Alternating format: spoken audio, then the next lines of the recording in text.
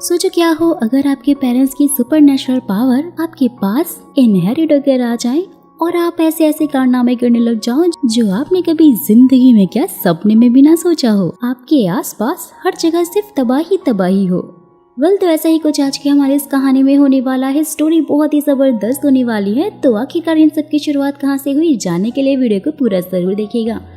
कहानी शुरू होती है 2013 में मंगोलिया के एक दंगल से, जहाँ पर हट्टा कट्टा नौजवान सांड जैसा दिखने वाला एक आदमी सबको हराकर बहुत ज्यादा खुश हो रहा था। वहाँ का सबसे ज्यादा स्ट्रॉन्गेस्ट मैन था वो, लेकिन अभी लास्ट राउंड होना बाकी था और सबको ललकारते हुए कह रहा था कि कौन है यहाँ पर जो मुझे हरा सकता है।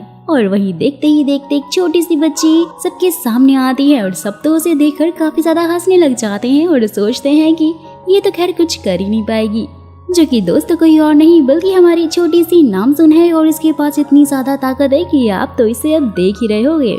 वो उस आदमी को यहाँ वहाँ उठाकर फेंक रही होती है। उसे देखते ही सब वैसे ही हैरान हो जाते हैं जैसे कि अभी आप हो रहे हो। नामसुन ये कंपटीशन तो जीत जाती है, लेकिन सब लोग उसे नामसुन नाम से नहीं बल्कि सेट सेट नाम से बुला रहे थे, क्योंकि वो उसका असली नाम जानते नहीं थे।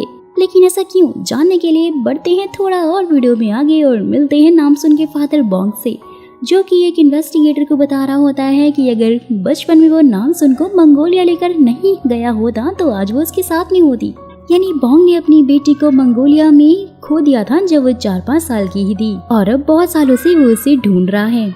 वही हम मिलते हैं नामसुन की मांग हुआंग से, जो कि एक बहुत ही बड़ी कंपनी की सीईओ है और वो भी अपनी बेटी को बहुत टाइम से ढूंढ रही है। साथ ही अपनी सेक्रेटरी से बोलती है कि दुनिया में जो सबसे ज्यादा स्ट्रॉन्ग लड़की होगी ना वही मेरी बेटी है और जाओ उसे ढूंढ कर लेकर आओ।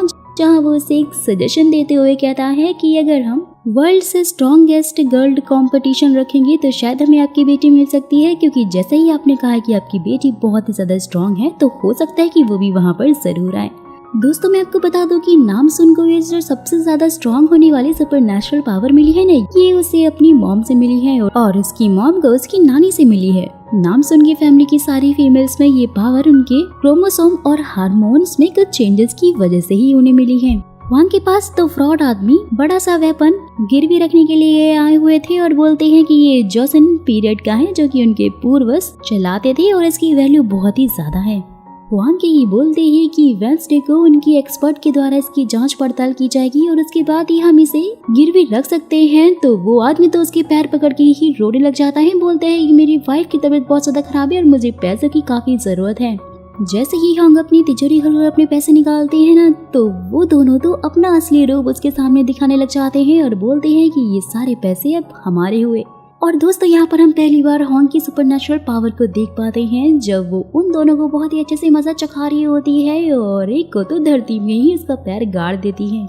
नामसुन के मॉम और डैड साथ में नहीं रहते थे एंड आई होप कि आप इसका रीजन तो समझ ही गए होंगे। तो कहानी शिफ्ट होती है 1999 में और हमें नामसुन के मॉम डैड की स्टोरी दिखाई जाती है, जहाँ पर बोंग एक रेस्टोरेंट चलाती थी और स्टार्टिंग से वो बहुत ही ज्यादा इंटेलिजेंट भी थी और बोंग वहाँ पे एक काउंटर का काम करता था और धीरे धीरे दोनों में प्यार हुआ। बोंग तो बहुत ही ज्यादा शाय और शांत था, यहाँ तक कि प्रपोज भी उसे होंग ने ही किया था। साथ ही उसने उसे बोला मैं चाहती हूँ कि तुम मेरे हाउस हस्बैंड बन के रहो और बाहर का काम सारा मैं संभाल लूंगी। लो भाई यहाँ तो सब कुछ उल्टा ही हो गया। तो फिर शादी के बाद दोनों साथ में होते हैं। होंग नहाकर बाहर आती है और बेड पर बोंग उसका शर्माती हुई दुल्हन की तरह इंतजार कर रहा था, लेकिन होंग को लगता है कि शायद बेड की पोजीशन सही नहीं है, इसलिए उसे उठा कर यहाँ वहाँ रखने लग जाती है और बेचारे बोंग की तो हालत ही खराब हो जाती है, क्योंकि फर्स्ट टाइम उसने होंग का ये रूप जो देखा था और उसे ये पता चला था कि वो कितनी ज्यादा स्ट्रॉन्ग है।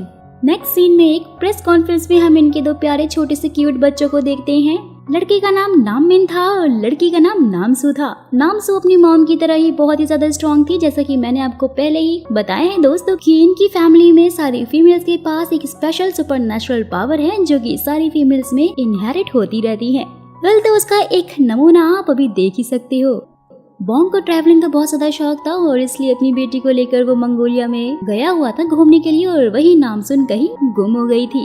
बोंग ने उसे बहुत ढूंढा लेकिन वो नहीं मिली और यही रीजन है कि अभी बोंग और होंग दोनों का डाइवोर्स हो चुका है और ये दोनों साथ में नहीं रहते हैं। वहीं दूसरी तरफ हम मिलते हैं नामसुन के पेरेंट्स से, जिन्होंने उसे पाल पोस कर इतना बड़ा किया था और वो अपने पेरेंट्स से पूछती है कि मैं जानना चाहती हूँ कि मैं आपको बचपन में कैसे मिली। वो फिर उससे बताते हुए कहते हैं कि तुम एक घोड़े के ऊपर बैठकर बहुत दूर से आ रही थी, बहुत ही ज्यादा रो रही थी और आसपास तुम्हारा कोई पेरेंट्स भी नहीं था और इसलिए हमने फिर तुम्हें अपने पास रख लिया और तुम्हारा पालन पोषण किया।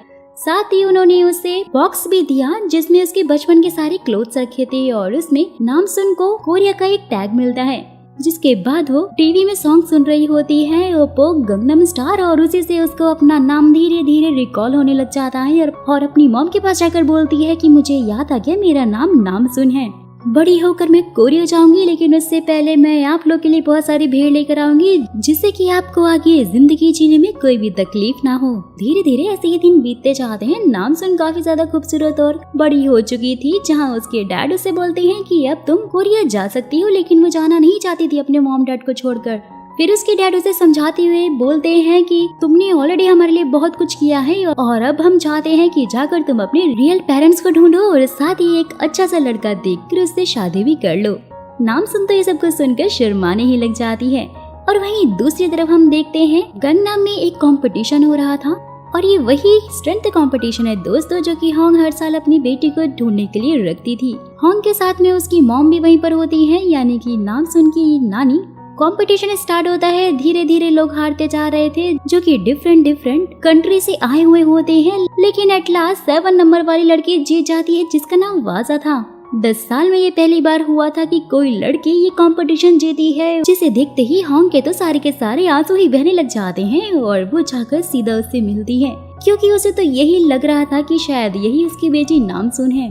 होंग उसे अपने साथ में ले जाती है, उसे बहुत सारा खाना भी देती है और साथ ही उसके पास्ट के बारे में भी उससे पूछती है, जहां वाजा से कहती है कि बचपन में ही वो मंगोलिया में खो गई थी, जिसके बाद वो 15 साल तक एक अनाथ आश्रम में रही थी और वहां से उसने मजदूरी की और ऐसे ही वो अपनी जिंदगी जी रही थी। ये सब कुछ सुनकर तो होंग की आंखों में आंसू ही आने लग जाते हैं और ये जानने के बाद कि उसका ब्लड ग्रुप भी बी है, होंग तो बहुत ज्यादा खुश हो जाती है क्योंकि उसका ब्लड ग्रुप भी बी पॉजिटिव ही था और उसे लगता है कि ये सच में उसकी बेटी है।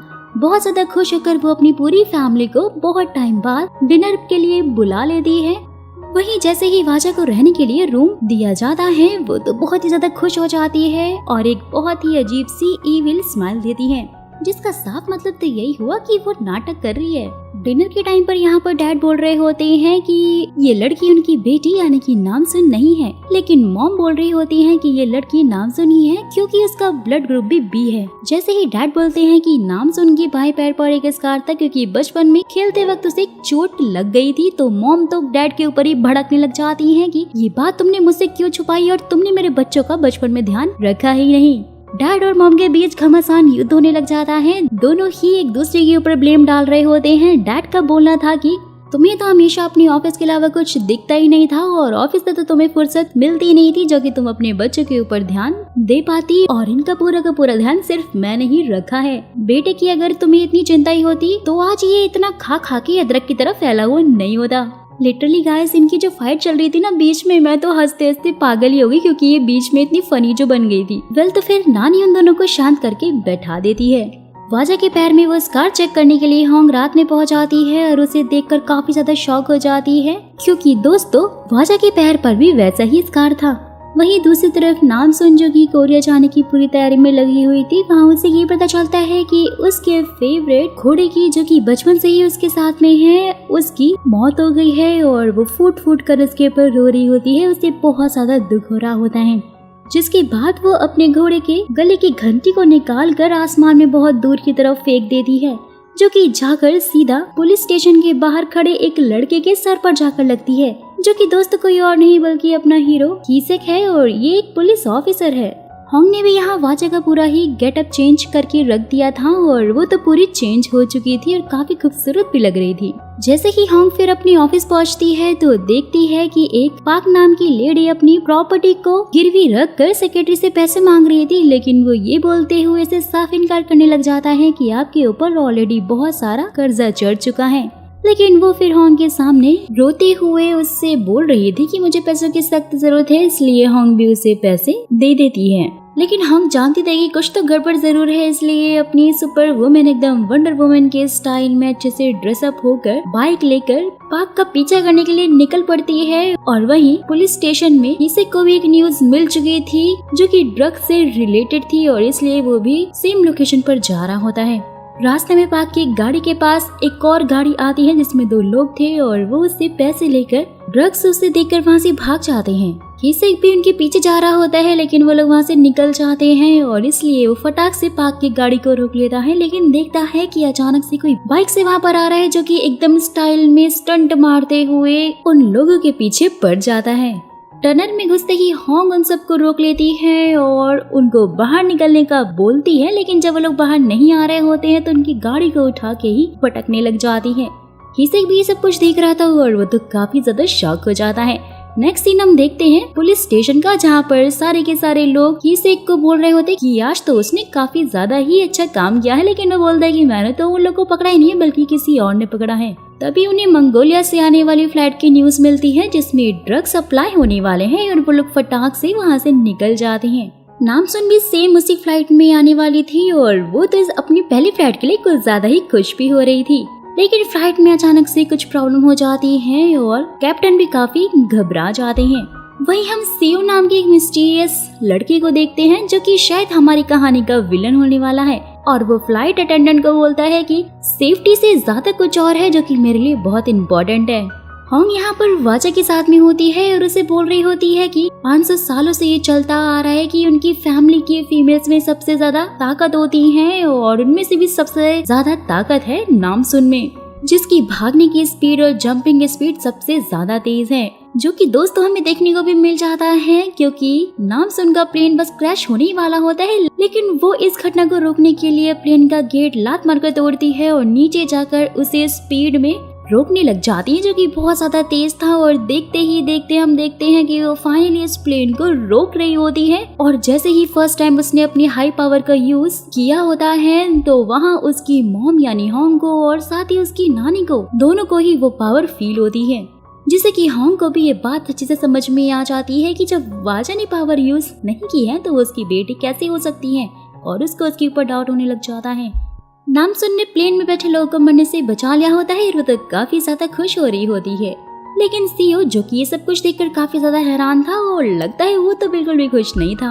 जिसके बाद एयरपोर्ट पे चेकिंग चल रही होती है और हिसेक को नामसुन के सामान में से कुछ अजीब सी चीजें मिलती हैं, जैसे कि उसके घोड़े का बाल और उसका एंकल, जिससे कि वो तो काफी ज्यादा शॉक हो जाता है। साथ में उसे एक स्टिक भी मिलती है, लेकिन नामसुन उसे बोलती है कि मैं ये तुम्हें नहीं दे सकती क्योंकि इसके जरिए ही मैं अपनी मॉम को ढूंढने वाली हूँ। ये जानने के बाद कि नामसुन 5 साल की उम्र में ही खो चुकी थी और वो अपनी मॉम को ढूंढने आई है, हिसेक उससे ये वादा करने लग जाता है कि वो एक पुलिस इंस्पेक्टर है और इसलिए वो उसकी मॉम को भी ढूंढ देगा। साथ ही वो उसका सारा सामान लेकर फॉरेंसिक में उसकी जांच के लिए भी भेज देता है। नामसुन तो बहुत ज्यादा खुश होती है कोरिया आकर, जो कि अपने रहने के लिए ठिकाना ढूंढ रही होती है और उसे एक फ्लैट मिल भी जाता है वो तो काफी ज्यादा खुश भी होती है। बोलती है कि वाह यहाँ के लोग तो कुछ ज्यादा ही अच्छे हैं। फॉरेंसिक में जांच के दौरान हिसेक को मालूम चल जाता है कि नामसुन के पास जो स्टिक थी वो तो प्योर गोल्ड की है और उसमें ड्रग का तो कोई नाम और निशानी नहीं है और इसलिए वो सारा सामान लेकर वहाँ से जा रहा होता है। जैसे ही वो गाड़ी में बैठता है तो उसे होंग की एक न्यूज मिल जाती है कि वो लेडी कोई और नहीं बल्कि होंग ही है जो कि क्रिमिनल्स को पकड़ती है, वो भी सुपर वुमन बनकर, जिसे कि हाल ही में 17 साल बाद अपनी खोई हुई बेटी मिली है। होंग भी यहाँ उस लेडी यानी पार्क से मिलने के लिए जा रही होती है जिसे उसने पैसे दिए थे, लेकिन यहाँ पर ये पता चलता है कि वो लेडी तो नशे में पूरी तरह धुत थी और उसे कुछ भी समझ नहीं आया और इसलिए वो अपनी विंडो से कूद गई, जिससे कि उसकी जान चली गई। और ये देख कर तो होंग बहुत ही ज्यादा शॉक हो जाती है। पुलिस स्टेशन में एक इंस्पेक्टर अपने सीनियर ऑफिसर से भी यही बोल रहा था कि ये केस तो उन्हें सुसाइड का बिल्कुल भी नहीं लगता। वहीं ऑफिस में सेक्रेटरी बोलता है कि अब तो आपकी बेटी भी मिल चुकी है, तो क्या आप उसके बाद भी ये क्रिमिनल्स को पकड़ने का काम जारी रखना चाहेंगी। होंग को तो बहुत ज्यादा गुस्सा आ रहा होता है पाक की मौत के ऊपर और वो बोलती है कि कोरिया में क्राइम बहुत ही ज्यादा बढ़ चुके हैं और मैं उन हरामी क्रिमिनल्स को ऐसे यहाँ पर खुलेआम घूमने नहीं दे सकती हूँ। वही दूसरी तरफ नामसुन जो कि अपनी फ्लैट में मस्त रह रही होती है, 2 लेडी वहाँ पर आती हैं और वो तो उसे देखकर काफी ज्यादा शॉक हो जाती है और यहाँ पर ये राज खुल जाता है कि जिस लेडी को नामसुन ने पैसे देकर 3 महीने के लिए ये फ्लैट लिया था, वो तो एक कॉन आर्टिस्ट थी जो कि नामसुन को लूट कर वहाँ से चली गई है। और नामसुन तो उसे काफी अच्छा समझ रही थी। बेचारी नामसुन काफी ज्यादा दुखी हो जाती है और सड़क पर ही आ जाती है। वहीं हॉन्ग के रूम में वासा पहुंच जाती है और उसके सीक्रेट रूम का दरवाजा खोलकर उसकी तिजोरी को अपनी फटी हुई आंखों से देख रही होती है, जहां पर हॉन्ग की पर्सनल असिस्टेंट सरी भी पहुंच जाती है, जो कि 20 सालों से उसकी वफादार है। और वो वासा को वहां से जाने के लिए बोलती है कि यहाँ पे सिर्फ हॉन्ग के अलावा कोई भी नहीं आ सकता है। वाजा की ये पूछते ही कि ये तिजोरी के हॉन्ग की है, सरी उसे हाँ बोलती है और साथ ही कहती है कि इसे हॉन्ग के अलावा कोई भी नहीं खोल सकता, क्योंकि ये सिर्फ उसके फिंगरप्रिंट से ही खुलती है। वहीं दूसरी तरफ हम नामसुन को देखते हैं, जो कि बेचारी पूरी तरह से ही सड़क पर आ चुकी थी। ना उसके पास पैसे थे और ना ही कोई फोन था, क्योंकि वो लेडी उसका सब कुछ लेकर भाग जो गई थी। लेकिन जैसे ही वो देखती है ना कि हान रिवर के सामने ही पार्क है जहाँ पर लोग टेंट लगा कर रह रहे हैं, वो तो कुछ ज्यादा ही खुश हो जाती है और कबाड़ से सारा सामान उठा कर लेकर आती है और अपने लिए भी एक टेंट लगाने लग जाती है। टेंट के बीचों बीच में वो एक बड़ा सा पेड़ लगा रही होती है और जैसे ही वो उसे एकदम उखाड़ कर तोड़ कर लेकर आ रही होती है, लोग तो उसे देखते ही वैसे शौक हो जाते हैं जैसे कि अभी आप हो रहे हो। यहाँ पर हाईसेक का एक साथी अपनी फोटोशूट करवाने के लिए पहुंचा हुआ था, जिसे देखकर हाईसेक बोलते हैं कि हमारे पास अभी बहुत सारे काम हैं और आपको यहाँ पर फोटोशूट करवाने की पड़ी है। लेकिन योंग बोलता है कि मेरी जल्द ही शादी होने वाली है और इसलिए मुझे अपनी फोटोज भी भेजनी है। लेकिन गाइस हमें ये पता चलता है कि ये शॉप किसी और की नहीं बल्कि बॉन्ग की है, यानी कि नामसुन के फादर की, जो कि एक फोटोग्राफर है और यही उनका पेशा है। और वहाँ पर हम नामसुन की छोटी छोटी फोटोज को भी देखते हैं। हिसेक भी ये सब कुछ देख रहा होता है और वही नामसुन का भाई नामले भी वहाँ पर बैठकर खाना ठूस रहा होता है, जिसके पीछे एक फोटो थी और उसके हाथ में वही सेम स्टिक थी जो कि हिसेक ने नामसुन से ली थी। लेकिन वो उसे देख नहीं पाता क्योंकि उससे पहले उसके पास कॉल जो आ जाती है और वो वहाँ से चली जाती है। जाने से पहले बॉन्ग ने ना हिसेक को अपनी 50% ऑफ वाला कार्ड भी दिया हुआ होता है। हिसेक अपने साथी योंग के साथ में ड्रग डीलर को पकड़ने के लिए मॉल में अपना भेष बदल कर गया हुआ था, जो कि एक लड़की का था और वहाँ से वो ड्रग सप्लाई कर रही एक लेडी को भी पकड़ लेता है, जिसके पास एक छोटा सा बच्चा था, जो कि उन्हें उस पार्किंग में बैठे हुए ड्रग डीलर तक ले जाती है और जैसे तैसे करके फाइनली वो लोग ना उसे पकड़ ही लेते हैं। वही नामसुन देखती है कि उसके टेंट में एक कपल आकर सोया हुआ था।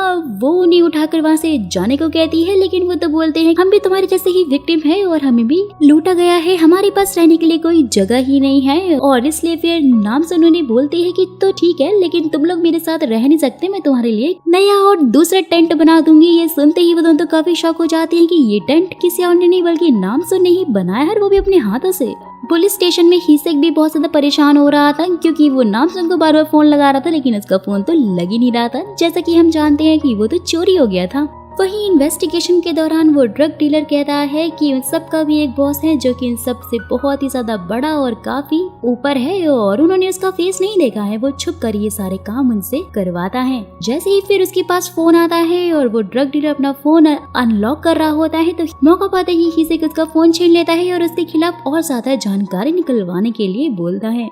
नामसुन ने भी यहाँ पर उन दोनों के लिए एक प्यारा सा टेंट बनाकर रखा हुआ था, जिसे देखकर तो वो दोनों काफी ज्यादा खुश हो जाते हैं। लेकिन लोगों को ये बातें कहाँ ही हजम होने वाली थी। सब वहाँ पर पहुँच जाते हैं और बोलते हैं कि अगर पार्क में ऐसे ही होमलेस लोग टेंट बनाकर रहने लग जाएंगे तो हमारे बच्चे कहाँ खेलेंगे। और इसी के चक्कर में सबके बीच में जबरदस्त फाइट भी हो रही होती है। वो लोग उन लोगों को मार रहे होते हैं। नामसुन में सब कुछ देख रही होती है, उसे बहुत ज्यादा गुस्सा आता है और एक आदमी को उठाकर बहुत दूर फेंक देती है, जिससे कि सब लोग तो उसे देखते ही हैरान हो जाते हैं। पुलिस भी वहाँ पर पहुँच जाती है और उन सबको उठाकर पुलिस स्टेशन ले जाती है। नामसुन तो वहाँ पर बैठी हुई बहुत रो रही होती है, ये सोचती हुई कि मैं तो यहाँ पर अपनी मॉम को ढूंढने के लिए आई थी और मैं ये कहाँ फंस गई। जहाँ पर तभी हिसेक भी पहुँच जाता है और उसे बोलता है मैंने तुम्हें बहुत सारे कॉल्स किए, तुम्हें यहाँ वहाँ ढूंढा, तुम आखिरकार थी कहाँ। सीन शिफ्ट होता है और फिर दिखाया जाता है कि नामसुन और हिसेक दोनों साथ में पुलिस स्टेशन के बाहर ही बैठे हुए थे, जहां वो उसे बोलती है कि मैं अपनी मॉम को ढूंढ कर ही रहूंगी। और हिसेक भी उससे कह रहा था कि वैसे तुम्हारे पास ये स्टिक कहाँ से आई, जानती हो ये प्योर गोल्ड से बनी है। नामसुन उसे थैंक्स बोलती है, क्योंकि अगर हिसेक ने उससे उसके स्टिक और उसके घोड़े के बाल नहीं लिए हुए होते तो आज कौन आर्टिस्ट उसे भी अपने साथ में ले जाती, जैसे कि उसका सारा सामान ले गई है। वाजा भी अपने कुछ स्कैमर दोस्तों के साथ में एक बार में होती है और गाइस यहाँ पर हमें ये पता चलता है कि वाजा भी एक बहुत ही बड़ी स्कैमर है, जो कि लोगों को सिर्फ लूटती है। वाजा अपने दोस्तों से कह रही होती है कि हमारे पास बिल्कुल भी टाइम नहीं है क्योंकि होंग की बेटी जल्दी वापस भी आ सकती है और जल्द से जल्द हमें उसके सारे पैसे लूटने होंगे। वैसे 1 मिलियन से भी ज्यादा मैंने उसके निकलवा लिए हैं और बाकी भी मैं धीरे धीरे करके लूट ही लूंगी।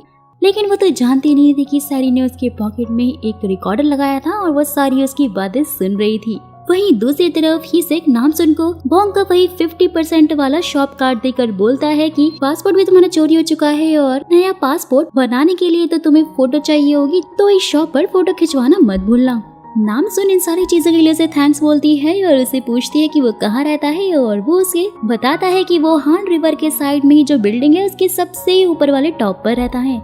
जैसे ही फिर वो अपने पुलिस स्टेशन में जाता है तो उसके सीनियर उसे पार्क में लगे उन सारे टेंट को वहाँ से हटाने के लिए बोलते हैं। हिसेक उन्हें ऐसा करने के लिए मना कर रहा होता है, साथ ही बोलता है कि सबसे पहले तो हमें उन सारे स्कैमर को ढूंढना चाहिए जिन्होंने उन सारे मासूम लोगों को लूटा है, और अगर हमने जबरदस्ती ही पार्क से उन्हें निकालने की कोशिश की तो ऐसे तो उनका पुलिस पर से भरोसा ही उठ जाएगा। हिसेक की ये सारी बातें लोगों को काफी अच्छी लगती है, सब उसके लिए क्लैप करते हैं। हिसेक फिर उसके बाद अपने अपार्टमेंट में पहुंच जाता है और एक आदमी को फोन पर बोलता है कि उसे 2003 से लेकर 2023 तक की सारी गुमशुदा लड़कियों की सारी इंफॉर्मेशन चाहिए, यानी कि वो नामसुन के बारे में और जानकारी निकलवा रहा था जिससे कि उसकी हेल्प हो सके। और वहीं पर वो खुश होकर गाने लगाकर मस्त अपनी ग्रीन चड्डी में डांस कर रहा होता है और जिसे कि नामसुन भी दूर से देख रही होती है क्योंकि उसके पास दूर से देखने वाली सुपरनैचुरल पावर भी है। हिसेक को ऐसे डांस करते हुए देखकर वो भी ग्रीन चड्डी में वो तो काफी ज्यादा हंसने लग जाती है। वहीं दूसरी तरफ नामसु की नानी जो कि एकदम स्टाइल में अपनी गाड़ी पार्किंग से लेने के लिए जा रही होती है, लेकिन देखती है कि उसकी गाड़ी के आगे तो एक और गाड़ी लगी हुई है और वो फिर उस इंसान को फोन करके अपनी गाड़ी वहाँ से हटाने के लिए बोलती है, लेकिन वो तो और उल्टा ही उसे बहुत ज्यादा सुनाने लग जाता है। बोलता है कि मैं अभी सो रहा हूँ और तुमसे जो हो सके वो कर लो। नानी को तो बहुत ज्यादा गुस्सा आता है और उसकी गाड़ी को वहाँ से उठाकर यहाँ वहाँ फेंक कर चली जाती है। सनी ने भी हमको बता दिया था कि वाजा उसकी रियल बेटी नहीं है और दोस्तों यहाँ पर हमें ये पता चलता है कि होंग को तो पहले से ही वाजा के ऊपर शक था और इसलिए उसने सनी से उसके ऊपर नजर रखने के लिए कहा था। सब कुछ सच जाने के बाद तो वो और भी ज्यादा दुखी हो जाती है और वहाँ से जाने लग जाती है। वाजा भी उसी सेम टाइम पर अपने फोन में नामसुन की वही वाली वीडियो देख रही होती है जिसमें सुपर नेचुरल पावर से वो उस पेड़ को तोड़ रही थी, जो कि काफी ज्यादा वायरल भी हो गई थी। होंग के वहाँ से जाने से पहले वो से पूछती है कि क्या मैं अपने दोस्तों को यहाँ पर पार्टी के लिए बुला सकती हूँ, तो होंग उसे वहाँ से ये बोलकर जाने लग जाती है, ये ठीक है, जैसे तुम्हें ठीक लगे वैसा कर लो। हिसेक भी नामसुन से मिलने के लिए पहुंचा हुआ होता है और उसे एक फोन देकर बोलता है कि जब भी तुम्हें जरूरत हो तो मुझे फोन करके बुला लेना। नामसुन उसे उसके लिए थैंक्स बोलती है, साथ ही बोलती है कि मैंने तुम्हें कल डांस करते हुए देखा, और वो तो काफी ज्यादा शॉक हो जाता है कि इसने मुझे रात में आखिरकार कैसे देख लिया।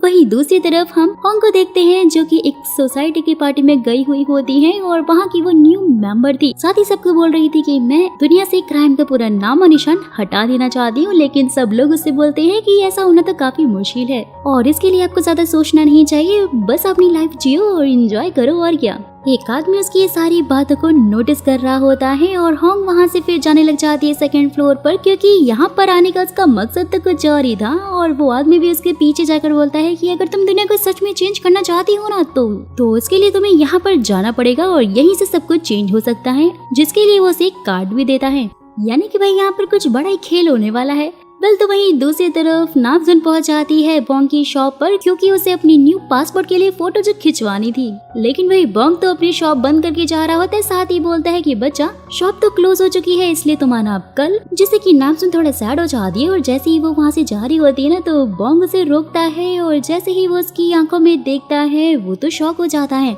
नामसुन अपने डैड के स्टूडियो में पहुंची हुई थी, लेकिन वो जानती नहीं थी कि वो उसके डैड हैं और उसके डैड को भी कहीं ना कहीं डाउट तो हो रहा था कि शायद ही उनकी नामसुन है, क्योंकि नामसुन की आंखें बहुत प्यारी और मासूम जो थी। लेकिन उसी टाइम पे नामसुन के पास हिसेक का कॉल आता है जो कि उसे बताता है कि उसका पासपोर्ट मिल गया है और नामसुन बोंग को वहाँ से ये बोलकर जाने लग जाती है कि अब उसे पासपोर्ट साइज फोटो की कोई जरूरत नहीं है। और साथ ही वो बोंग को थैंक यू भी बोलती है क्योंकि जब से वो कोरिया आई है सिर्फ बोंग ही है जिसने उसकी हेल्प की थी, और ये बोलकर वो वहाँ से भाग जाती है। पुलिस स्टेशन में अपना पासपोर्ट लेने के लिए पहुंची हुई होती है, लेकिन वहाँ पर उसी आदमी की वाइफ होती है जो कि नामसुन का दंड तोड़ने के लिए अपने लोगों के साथ पार्क में गया हुआ था और नामसुन ने बस उसे हल्का सा धक्का मारकर उसकी कमर तोड़ दी थी।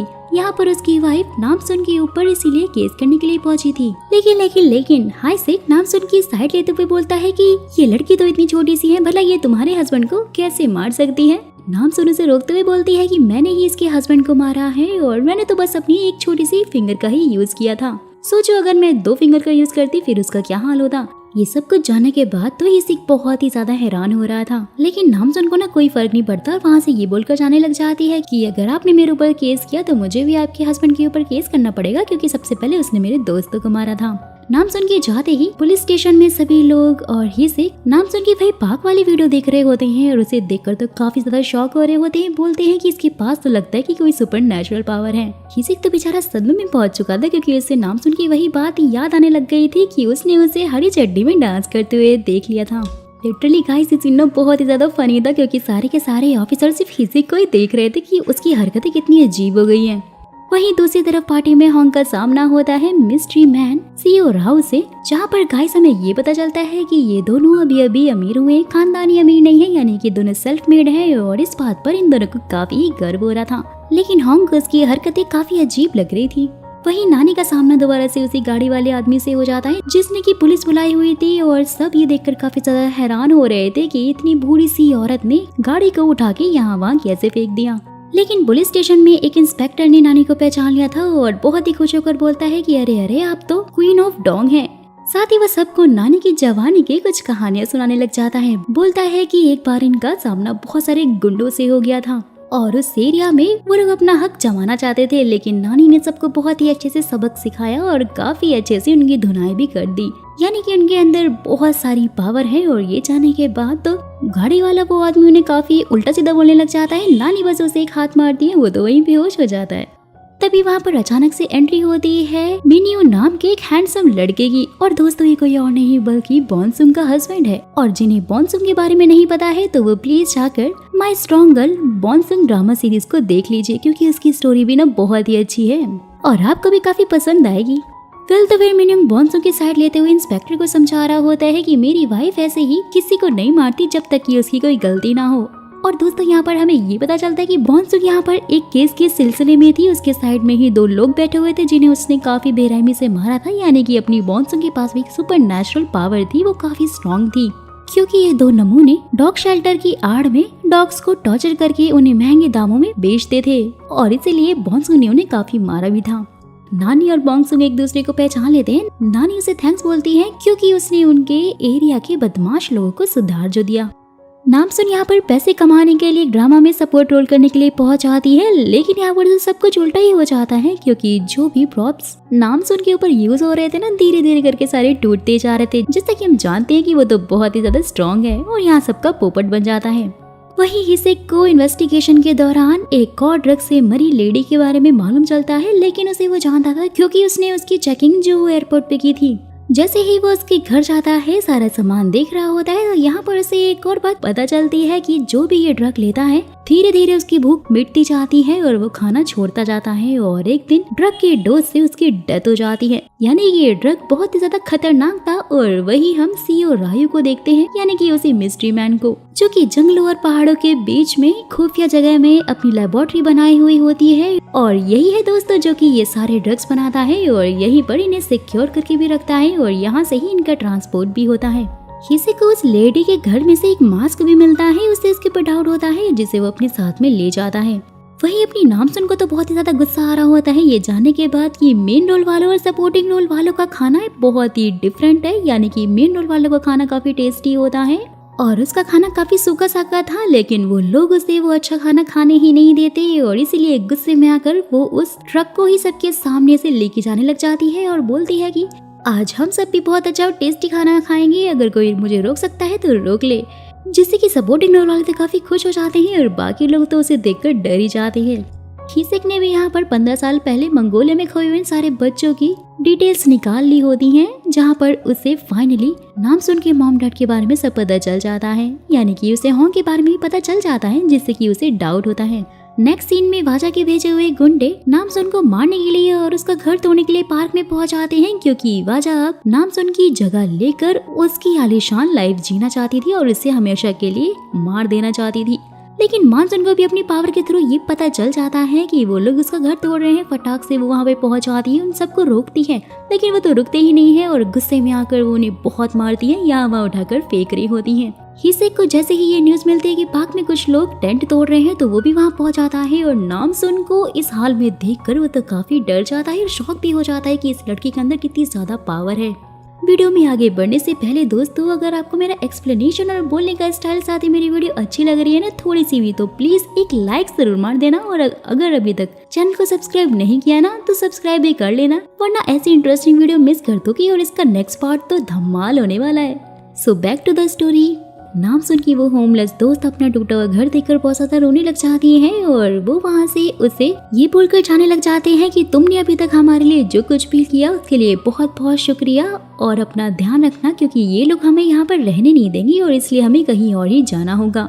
नामसुन भी उनके साथ जा रही होती है, लेकिन इसी को से रोक कर जैसे तैसे मना कर अपने साथ में अपने घर ले आता है। इसी को से फ्रेश होने के लिए बोलता है। इससे पहले ही नामसुन जाकर बाथरूम में घुसकर नहाने लग जाती है और फिर वो हिसेक से पहनने के लिए कपड़े मांगती है, लेकिन उसके पास तो लड़की वाले कपड़े नहीं थे और इसलिए वो उसे अपनी शर्ट ही दे देता है। जिसके बाद वो फटाक से नामसुन की मॉम को फोन करता है और उनसे बोलता है कि मुझे आपकी बेटी मिल गई है और जो आपके साथ में रह रही है वो आपकी बेटी नहीं है बल्कि कोई धोखेबाज इंसान है। लेकिन भाई उसी टाइम पे नामसुन नहाकर बाहर आती है, जिसे देखते ही हिसेक की तो बोलती ही बंद हो जाती है। वहीं दूसरी साइड पर होंग उससे नामसुन के बारे में पूछ रही होती है, लेकिन वो तो बस नामसुन को देखे ही जा रहा था और उससे बोलता है कि मैं जल्दी आपकी बेटी को आपके पास भेज दूंगा और होंग भी उसे थैंक्स बोल देती है। नामसुन तो ये जानकर बहुत ही ज्यादा खुश हो जाती है कि फाइनली उसकी माँ उसे मिल गई है और उसके बाद हिसेक उसे आराम से सोने के लिए बोलता है और साथ ही वो उसे अपना रूम भी दे देता है। नेक्स्ट मॉर्निंग वो नामसुन को कपड़ों के साथ साथ उसकी मॉम का एड्रेस भी देता है जहाँ वो आज उससे मिलने वाली थी। नामसुन वहाँ से चली जाती है और उसके बाद जब हिसेक अपना मुंह धो रहा होता है और जैसे ही वो उस मास्क को छूता है ना तो उसमें से उसे एक अजीब सा चिपचिपा सा पदार्थ लगता है और उसे डाउट होता है कि शायद इसमें कुछ हो सकता है।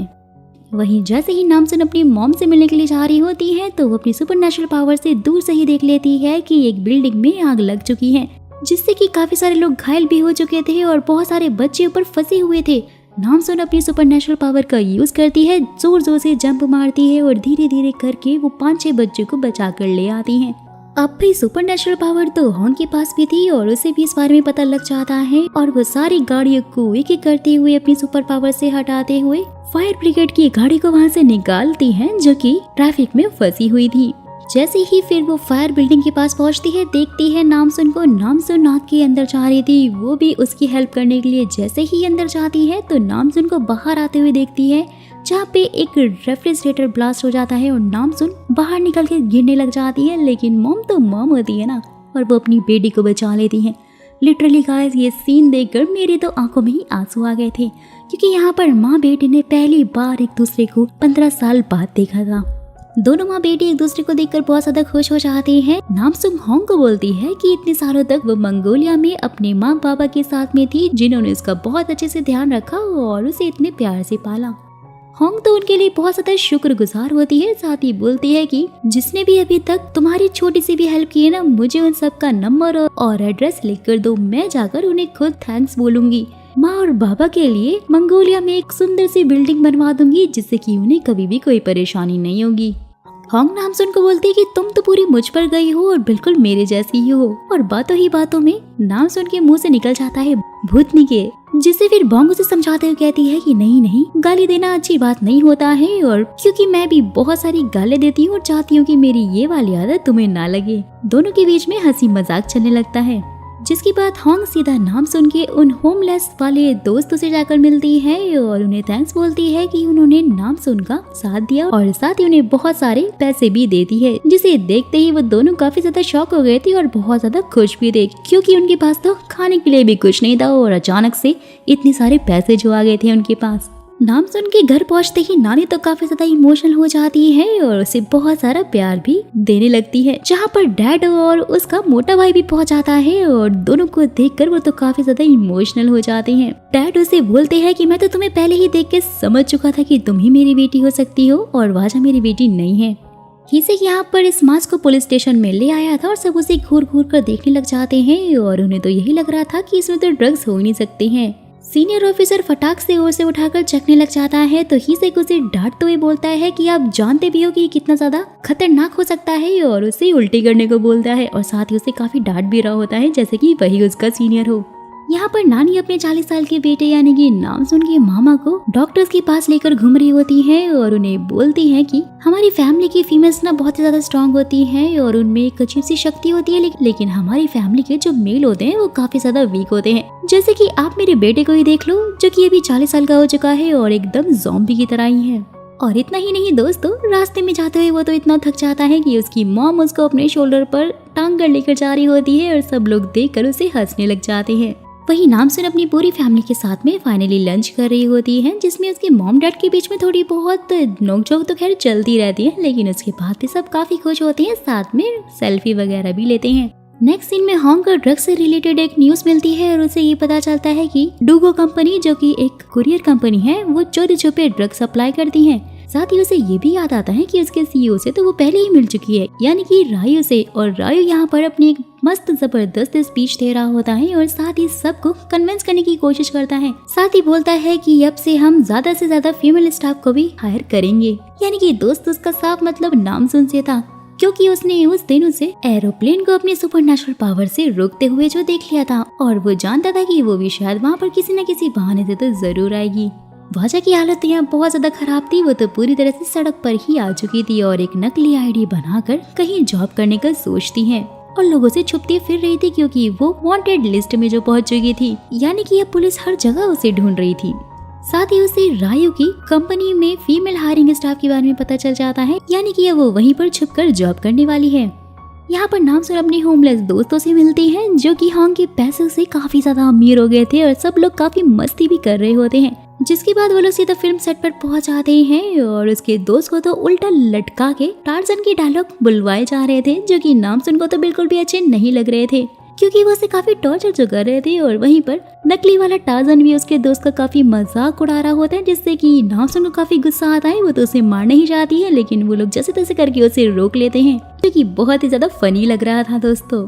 वही दूसरी तरफ हॉन्ग किसी को थैंक्स बोलने के लिए उसके घर पहुंची हुई होती है और उससे बोलती है कि तुमने मुझे मेरी बेटी से मिलवाया, बताओ तुम्हें क्या चाहिए। हिसेक उसे बोलता है कि फिलहाल तो मुझे अभी पैसे नहीं चाहिए क्योंकि मैं एक ड्रग रिलेटेड केस पर काम कर रहा हूँ और वो मेरे लिए बहुत ही ज्यादा इम्पोर्टेंट है। हॉन्ग तो उसकी बातों से काफी इम्प्रेस हो जाती है कि हिसेक बहुत ही ज्यादा ईमानदार था और मेहनती भी था, लेकिन फिर भी वो उसे पैसों का चेक जबरदस्ती दे रही होती है। जहाँ पर हिसेक की मॉम पहुंच जाती है और उन दोनों को इस हालत में देखकर वो तो कुछ और ही समझ लेती है और हिसेक को मारने लग जाती है कि रोमांस और फ्लर्ट करने के लिए क्या तुम्हें मेरी ही उम्र की ये लेडी मिली है। और वो तो बेचारा समझा रहा होता है कि जैसा आप सोच रहे हो वैसा नहीं है। हॉन्ग भी वो चेक छोड़कर नामसुन का सामान उठाकर ले जाती है स्टाइल में। वही जेल में हिसेक के पकड़े हुए उस ड्रग डीलर ने भी सुसाइड कर लिया था और ये जानकर तो हिसेक भी काफी शॉक हो जाता है कि उसके पास से भी वही ड्रग वाला मास्क मिला है। साथ ही बोलता है कि अब तो इन्वेस्टिगेशन के लिए मुझे अंडरकवर ही जाना पड़ेगा। यहाँ पर नामसुन की लुक पूरी तरह से चेंज हो चुकी थी। वो काफी ज्यादा अमीर वाले कपड़े पहन लेती है और उसके बाल भी छोटे हो चुके थे जो कि उसकी मॉम को तो काफी ज्यादा प्यारा लगता है। हॉन्ग के ये पूछते हैं कि क्या वो आगे जाकर कॉलेज पढ़ना चाहती है, लेकिन नामसुन बोलती है कि नहीं नहीं मॉम, मुझे पढ़ाई में बिल्कुल भी इंटरेस्ट नहीं है, मुझे तो बस लोगों की हेल्प करने में ही मजा आता है और मैं आगे वही करना चाहती हूँ। हॉन्ग उसे बोलती है कि तुम बिल्कुल मेरे जैसी हो क्योंकि मुझे भी पढ़ाई में बिल्कुल भी इंटरेस्ट नहीं था और मैं भी बस लोगों की हेल्प करने के बारे में ही सोचती रहती हूँ। तभी उसके पास हिसेक की कॉल आती है क्योंकि आज ये दोनों खाने पर जाने वाले थे और नामसुन ने ही हिसेक को खाने पे बुलाया था। और ये जानकर तो मॉम काफी खुश हो जाती है और बोलती है कि इसका मतलब तुम्हारी डेट है, लेकिन नामसुन को तो डेट के बारे में कुछ पता ही नहीं था कि डेट क्या होती है। रेस्टोरेंट में नामसुन को देखते ही हिसेक की तो दिल की धड़कनें तेज हो जाती है और उसे बोलता है कि तुम तो आज काफी ज्यादा सुंदर लग रही हो। साथ ही उसे बोलता है कि एक ड्रग रिलेटेड केस के चक्कर में वो अब अंडर कवर होने वाला है। नामसुन के ये बोलने पर कि वो भी उसके साथ में जाना चाहती है और लोगों की हेल्प भी करना चाहती है, तो हिसेक उसे बोलता है कि वहाँ पे बहुत ज्यादा खतरा हो सकता है। और इसके बाद नामसुन फिर उसे अपनी पावर दिखाते हुए एक फॉग को उसके सामने मोड़ देती है। बोलती है कि मैं बहुत ज्यादा स्ट्रॉन्ग हूँ और तुम तो ये बात जानते ही हो और इसलिए मेरा फायदा उठाओ। उसे के भी देखते ही देखते दोनों भेस बदल कर इंटरव्यू देने उसी कंपनी में पहुंच जाते हैं और वहाँ पर हम देखते हैं कि वाजा भी काम कर रही थी। पुलिस स्टेशन में यहाँ पर सीनियर ऑफिसर की तो हालत ही खराब होने लग जाती है और वो पानी पे पानी पिए जा रहा था क्योंकि दोस्तों आपको याद ही होगा कि भाई इन्होंने तो खतरनाक ड्रग्स को नमक की तरह चख लिया था। वही नानी के दिल में तो लड्डू तब फूटने लग जाते हैं जब वो अपने नाती यानी कि नामसुन के भाई को अपने हाथों का बनाया हुआ सूप देने के लिए पहुंचती हैं, क्योंकि वहाँ पर उन्हें एक हैंडसम ओल्ड मैन जो मिल जाते हैं जिन्होंने उनकी रेस्टोरेंट में अभी ज्वाइनिंग ली थी। लेकिन अपनी नानी का दिल तो उनके ऊपर पूरी तरह से आ चुका था। दोनों बैठकर बातें करने लग जाते हैं और काफी खुश लगते हैं। वही सामान लोडिंग के टाइम पर नामसुन की बहस अपने सीनियर से हो जाती है, क्योंकि उनका ये कहना था कि लड़कियों के अंदर दम नहीं होता, और इसलिए नामसुन अपना सारा दम उनको दिखाने लग जाती है। सारे के सारे कंटेनर उठाकर एक के बाद एक ट्रक में रख रही होती है। हिसेक तो बेचारा सोच रहा होता है कि उनका भांडा कहीं ना फूट जाए इस पागल लड़की के चक्कर में, और उसका सीनियर भी देखकर काफी हैरान हो जाता है। उसकी तो हालत ही खराब हो जाती है। लेकिन वाजा ने भी उन्हें वहाँ पर देख लिया था और वो नामसुन को देखते ही पहचान जाती है। रास्ते में जाते टाइम नामसुन अपनी तेज निगाहों वाली सुपर पावर से उस स्कैमर लेडी को देख लेती है जिसने कोरिया में आते ही नामसुन को लूट लिया था, और वो जाकर सीधा उससे अपने पैसे मांगने लग जाती है। लेकिन वो लेडी तो बोलती है कि मैं तो तुम्हें कुछ नहीं दूंगी और पुलिस ने मुझे छोड़ दिया है क्योंकि उनके पास कोई सबूत नहीं है। वो उससे काफी बहस कर रही होती है। नामसुन को काफी गुस्सा आता है और हिसेक उसके ऊपर उसे हाथ उठाने से रोक लेता है, इसलिए वो सीधा उसका पर्स लेकर दूर आसमान में फेंक देती है। ये देखते ही हिसेक तो काफी शॉक हो जाता है और उसे वही बेल वाली बात याद आ जाती है जब उसके सर पर घोड़े की घंटी आकर लगी थी टन से। स्कैमर लेडी का वो बैग सीधा मंगोलिया में पहुंच जाता है, जो कि एक लेडी को मिलता है। वो तो काफी खुश हो जाती है उसे देखकर। नेक्स्ट सीन में रात के टाइम पर हमारी स्ट्रॉन्ग गर्ल नामसुन और डिटेक्टिव हिसेक दोनों के दोनों भेस बदल कर सीधा पहुंच जाते हैं लोकेशन पर ड्रग्स ढूंढने के लिए, और वो एकदम स्टाइल में शटर को खोल देती है। और वही होंग सुपर वुमेन जो कि एकदम वंडर वुमेन के स्टाइल में अपनी बाइक पर सवार होकर कहीं के लिए निकल जाती है। अपनी स्ट्रॉन्ग गर्ल नामसुन और हिसेक वेयर हाउस में रात में चोरी छुपे पहुंच जाते हैं मास्क के सैंपल लेने के लिए जिसमें ड्रग्स थे, और बाहर एक बंदा उनकी हेल्प कर रहा था जो कि उन्हें बोलता है कि तुम लोग के पास सिर्फ 5 मिनट का ही टाइम है और इसलिए जो भी करना है फटाफट करना। हिसेक ने तो नाइट गॉगल्स लगा रखे होते हैं, लेकिन अपनी नामसुन को तो उनकी जरूरत ही नहीं थी क्योंकि उसकी आंखों में ऑलरेडी बहुत पावर थी, जो कि यहाँ वहाँ उड़ कर सारे मास्क सैंपल को निकाल रही थी, जिसे देखते ही हिसेक तो काफी शॉक हो जाता है। लेकिन वही एक बॉक्स गिरने वाला होता है और इसे बचाने के चक्कर में नामसुन तो हिसेक के ऊपर ही लुढ़क जाती है, जिससे कि हिसेक के दिल की धड़कनें तो काफी तेज हो गई थी। जिसने अपने हीरो के पैर में थोड़ी सी चोट भी लग गई थी। सारा सामान वामान लेकर वो लोग बाहर जा रहे होते हैं क्योंकि अब उनके पास सिर्फ 50 सेकंड ही थे, लेकिन हिसेक लंगड़ाते हुए चल रहा था और बाहर वो बंदा सोच रहा होता है कि मैंने तो पहले कहा था कि भाई लड़की को साथ लेके मत जाना, लग गई ना उसे चोट। लेकिन जैसे ही वो देखता है कि नामसुन तो हिसेक को उठा कर लेकर आ रही, काफी ज्यादा शॉक हो जाता है। बोलता है कि सच में लड़की के अंदर तो काफी दम है। वही अपना हैंडसम विलन रायू वर्कआउट करते करते नामसुन के बारे में सोच रहा होता है, यानी कि जनाब के दिमाग में काफी जबरदस्त खिचड़ी पक रही है, जो कि हम उसकी विलन स्माइल से देख ही सकते हैं। वहीं जब हॉन्ग अपनी बाइक पर सवार होकर रास्ते में जा रही होती है तो रास्ते में उसे वही बंदा मिल जाता है जो कि उस दिन उसे पार्टी में मिला था। ये एक सीक्रेट सोसाइटी का मेंबर है जिसने हॉन्ग के ऊपर नजर रखी हुई थी और जो कि उसे अपने सीक्रेट सोसाइटी के लोगों से मिलवा देता है, और ये देश के उद्धार के लिए काफी बड़े बड़े काम करते थे और सारे गुनहगार को भी पकड़ते थे, और इसलिए हॉन्ग भी इन्हें अपनी सीक्रेट सोसाइटी में चाहिए थी। लेकिन हॉन्ग तो ये देखकर काफी हैरान हो जाती है कि इनका चेयरमैन सड़क पर गरीब लोगों को खुद अपने हाथों से खाना बनाकर खिलाता था और इससे उसे काफी खुशी भी मिलती थी। और वहीं अपने स्ट्रॉन्ग गर्ल नामसुन और डिटेक्टिव हिसेक के बीच में भी लवलपाटा स्टार्ट हो चुका था और दोनों ही एक दूसरे की केयर करके काफी खुश हो रहे थे। और नामसुन तो हिसेक का मैसेज देखते ही बेड पर उछल उछल कर पागल हो रही थी। डूगो में एक आदमी ने वाजा को काम करते हुए भी देख लिया था और वो जानता था कि वो वांटेड है, और ये बात वो फटाक से पुलिस को फोन करके बताने लग जाता है। लेकिन वाजा उसे रेड हैंडेड कैच कर लेती है और बोलती है कि अगर तुमने दोबारा ऐसा किया तो मैं तुम्हारे गुर्दे, दिल और लिवर निकाल कर सब कुछ बेच दूंगी, क्योंकि तुम जानते नहीं हो कि मैं कितनी ज्यादा खतरनाक हूँ। और वहीं पुलिस ऑफिसर ने भी किसी को फोन करके बता दिया होता है कि वाजा डूगो में ही है। इसे भी बेचारा सोचने लग जाता है, ये लगता है कि सारे गलत काम यहीं पर होते हैं, और उसे डाउट होता है कि जरूर ये नामसुन के पीछे ही आई होगी। वाजा भी अपने गुंडे दोस्तों को फोन करके बोलने लग जाती है कि अब तो मैं इस नामसुन को नहीं छोड़ूंगी, लेकिन उसके गुंडे दोस्त तो काफी ज्यादा डर जाते हैं और बोलते हैं कि हम तो उस लड़की से पंगा बिल्कुल भी नहीं लेंगे, जो भी तुम्हें करना है अकेले ही करो। पुलिस स्टेशन में सब लोग उस मास्क के सैंपल को घूर घूर कर देख रहे होते हैं, जो कि हिसेक और नामसुन रात के अंधेरे में चुरा कर लेकर आए थे, लेकिन उसमें तो उन्हें कोई ड्रग ही नहीं मिलता, और इसलिए वो हिसेक को इस सीक्रेट मिशन से वापस आने के लिए बोल देते हैं कि वहाँ पर तुम्हें कुछ भी नहीं मिलेगा। लेकिन हिसिक उसे बोलता है कि उसने रायू की सारी इन्फॉर्मेशन निकाली है, जिसमें से 26 से 32 के बीच में उसकी कोई भी इन्फॉर्मेशन नहीं है, यानी कि कुछ तो गड़बड़ जरूर है। और उसके पास आखिरकार इतने सारे पैसे कैसे आए और वो ये भी जानना चाहता है, और इसलिए वो इस सीक्रेट मिशन को भी नहीं छोड़ सकता। डिलीवरी देने के लिए नामसुन और हिसिक फिर एक रेस्टोरेंट में पहुंच जाते हैं, लेकिन वहाँ का ओनर तो बहुत ही ज्यादा बदतमीज और आकड़ू था। लेकिन अपनी नामसुन भी कुछ कम नहीं थी, वो उसे बहुत ही अच्छे से मजा चखाती है। सबसे पहले तो सारा सामान उठाकर अकेले ही उसके सामने उसके रेस्टोरेंट में जाके रख देती है, और उसके बाद कस्टमर बनकर वहीं पर बैठ जाती है और खाने के लिए मांगती है। जब वो उसका ऑर्डर नहीं ले रहा होता है तो जोर जोर से चिल्लाने लग जाती है और बोलती है कि कस्टमर के साथ तुम्हारा ऐसा बिहेवियर बिल्कुल भी अच्छा नहीं है, और वहीं वो टेबल भी तोड़ देती है, जिसे देखकर तो सब काफी ज्यादा शॉक हो जाते हैं और बेचारी अपना मुंह ही छुपाने लग जाती है कि ये उसने जोश में होश ही खो दिए। बेचारा रेस्टोरेंट ओनर तो हक्का बक्का ही रह जाता है और सब उसे घूर रहे होते हैं। वहीं दूसरी तरफ होंग को एक ब्रेड सॉन्ग नाम के बंदे के बारे में पता चलता है, जो कि एक का डबल करता है, यानी कि पैसे डबल करने का काम करता है। लेकिन कुछ तो गड़बड़ जरूर थी, और इसीलिए उसका पता लगाने के लिए होंग वहाँ पर पहुँच जाती है, जिसका बैंक बैलेंस देखकर तो ब्रेड सॉन्ग के सेक्रेटरी की आंखें की फटी रह जाती है, और वहाँ पर ब्रेड भी शॉक हो जाता है कि उसके पास इतने सारे पैसे कैसे हो सकते हैं। वहीं नानी का प्यार भी आसमान छू रहा होता है, और वो शेफ अंकल को पटाने के लिए नई नई तरकीबें सोच रही होती है, और उनके साथ में एक डेट पर भी पहुंच जाती है। लेकिन भाई ये क्या, शेफ अंकल के साथ तो एक बहुत बड़ा स्कैम हो जाता है। कोई फ्रॉड उनकी बेटी बनकर उनका सारा पैसा अपने अकाउंट में ट्रांसफर ही करवा लेता है, और जैसे ही वो पुलिस स्टेशन पहुँचते हैं तो वहाँ से उन्हें कोई भी हेल्प नहीं मिलती। वहीं डिटेक्टिव हिसिक के पास धीरे धीरे बहुत सारे मर्डर केस आने लग जाते हैं, जिसमें एक चीज बहुत ही कॉमन थी कि वो सारे लोग धीरे धीरे बहुत सारा पानी पीने लग गए थे, और उसके बाद उनकी मौत हो गई, जिसका सीधा कनेक्शन दोस्तों उसी ड्रग के साथ में था, जिसे लेने के बाद लोगों में पानी की प्यास बहुत ज्यादा बढ़ जाती है, और उसके बाद जहाँ भी उन्हें पानी दिखाई देता है वो वहाँ का पानी ही पी लेते हैं। और ऐसे ही एक लड़की कमोड का पानी पीते पीते ही मर गई थी।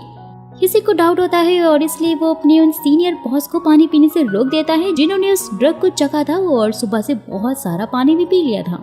वहीं दूसरी तरफ नामसन के भाई नामलेन को एक लड़की टैबलेट देते हुए बोलती है कि इससे तुम बहुत ही जल्दी पतले हो जाओगे और तुम बहुत ही ज्यादा हैंडसम लगने लग जाओगे, जिससे कि तुम्हारी भी खूबसूरत गर्लफ्रेंड होगी। लेकिन दोस्तों यहाँ मामला कुछ और था, क्योंकि उस टैबलेट में कुछ और ही था, और वो क्या था वो आपको आगे पता चल ही जाएगा।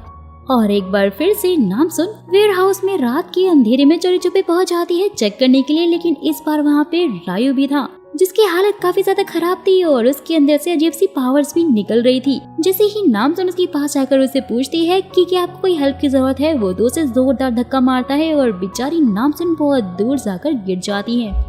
घर आकर वो होंग से मिलती है, और यहाँ होंग भी रायू के बारे में सारी की सारी इन्फॉर्मेशन निकाल रही थी, जिसे देखते ही नामसुन पहचान लेती है और बोलती है कि हिसिक के साथ डुगो में वो डिलीवरी का काम कर रहे हैं, क्योंकि वो लोग एक सीक्रेट मिशन पे और वहाँ पर उसने रायू को भी देखा है। जिसे कि होंग भी समझ जाती है और बोलती है कि हाँ वहाँ पे ड्रग्स का ही कुछ काम हो रहा है, और बहुत ज्यादा खुश होती है कि फाइनली मेरी बेटी भी इन सब में इन्वॉल्व है, और जो कि इस केस में काफी हेल्प भी कर रही है।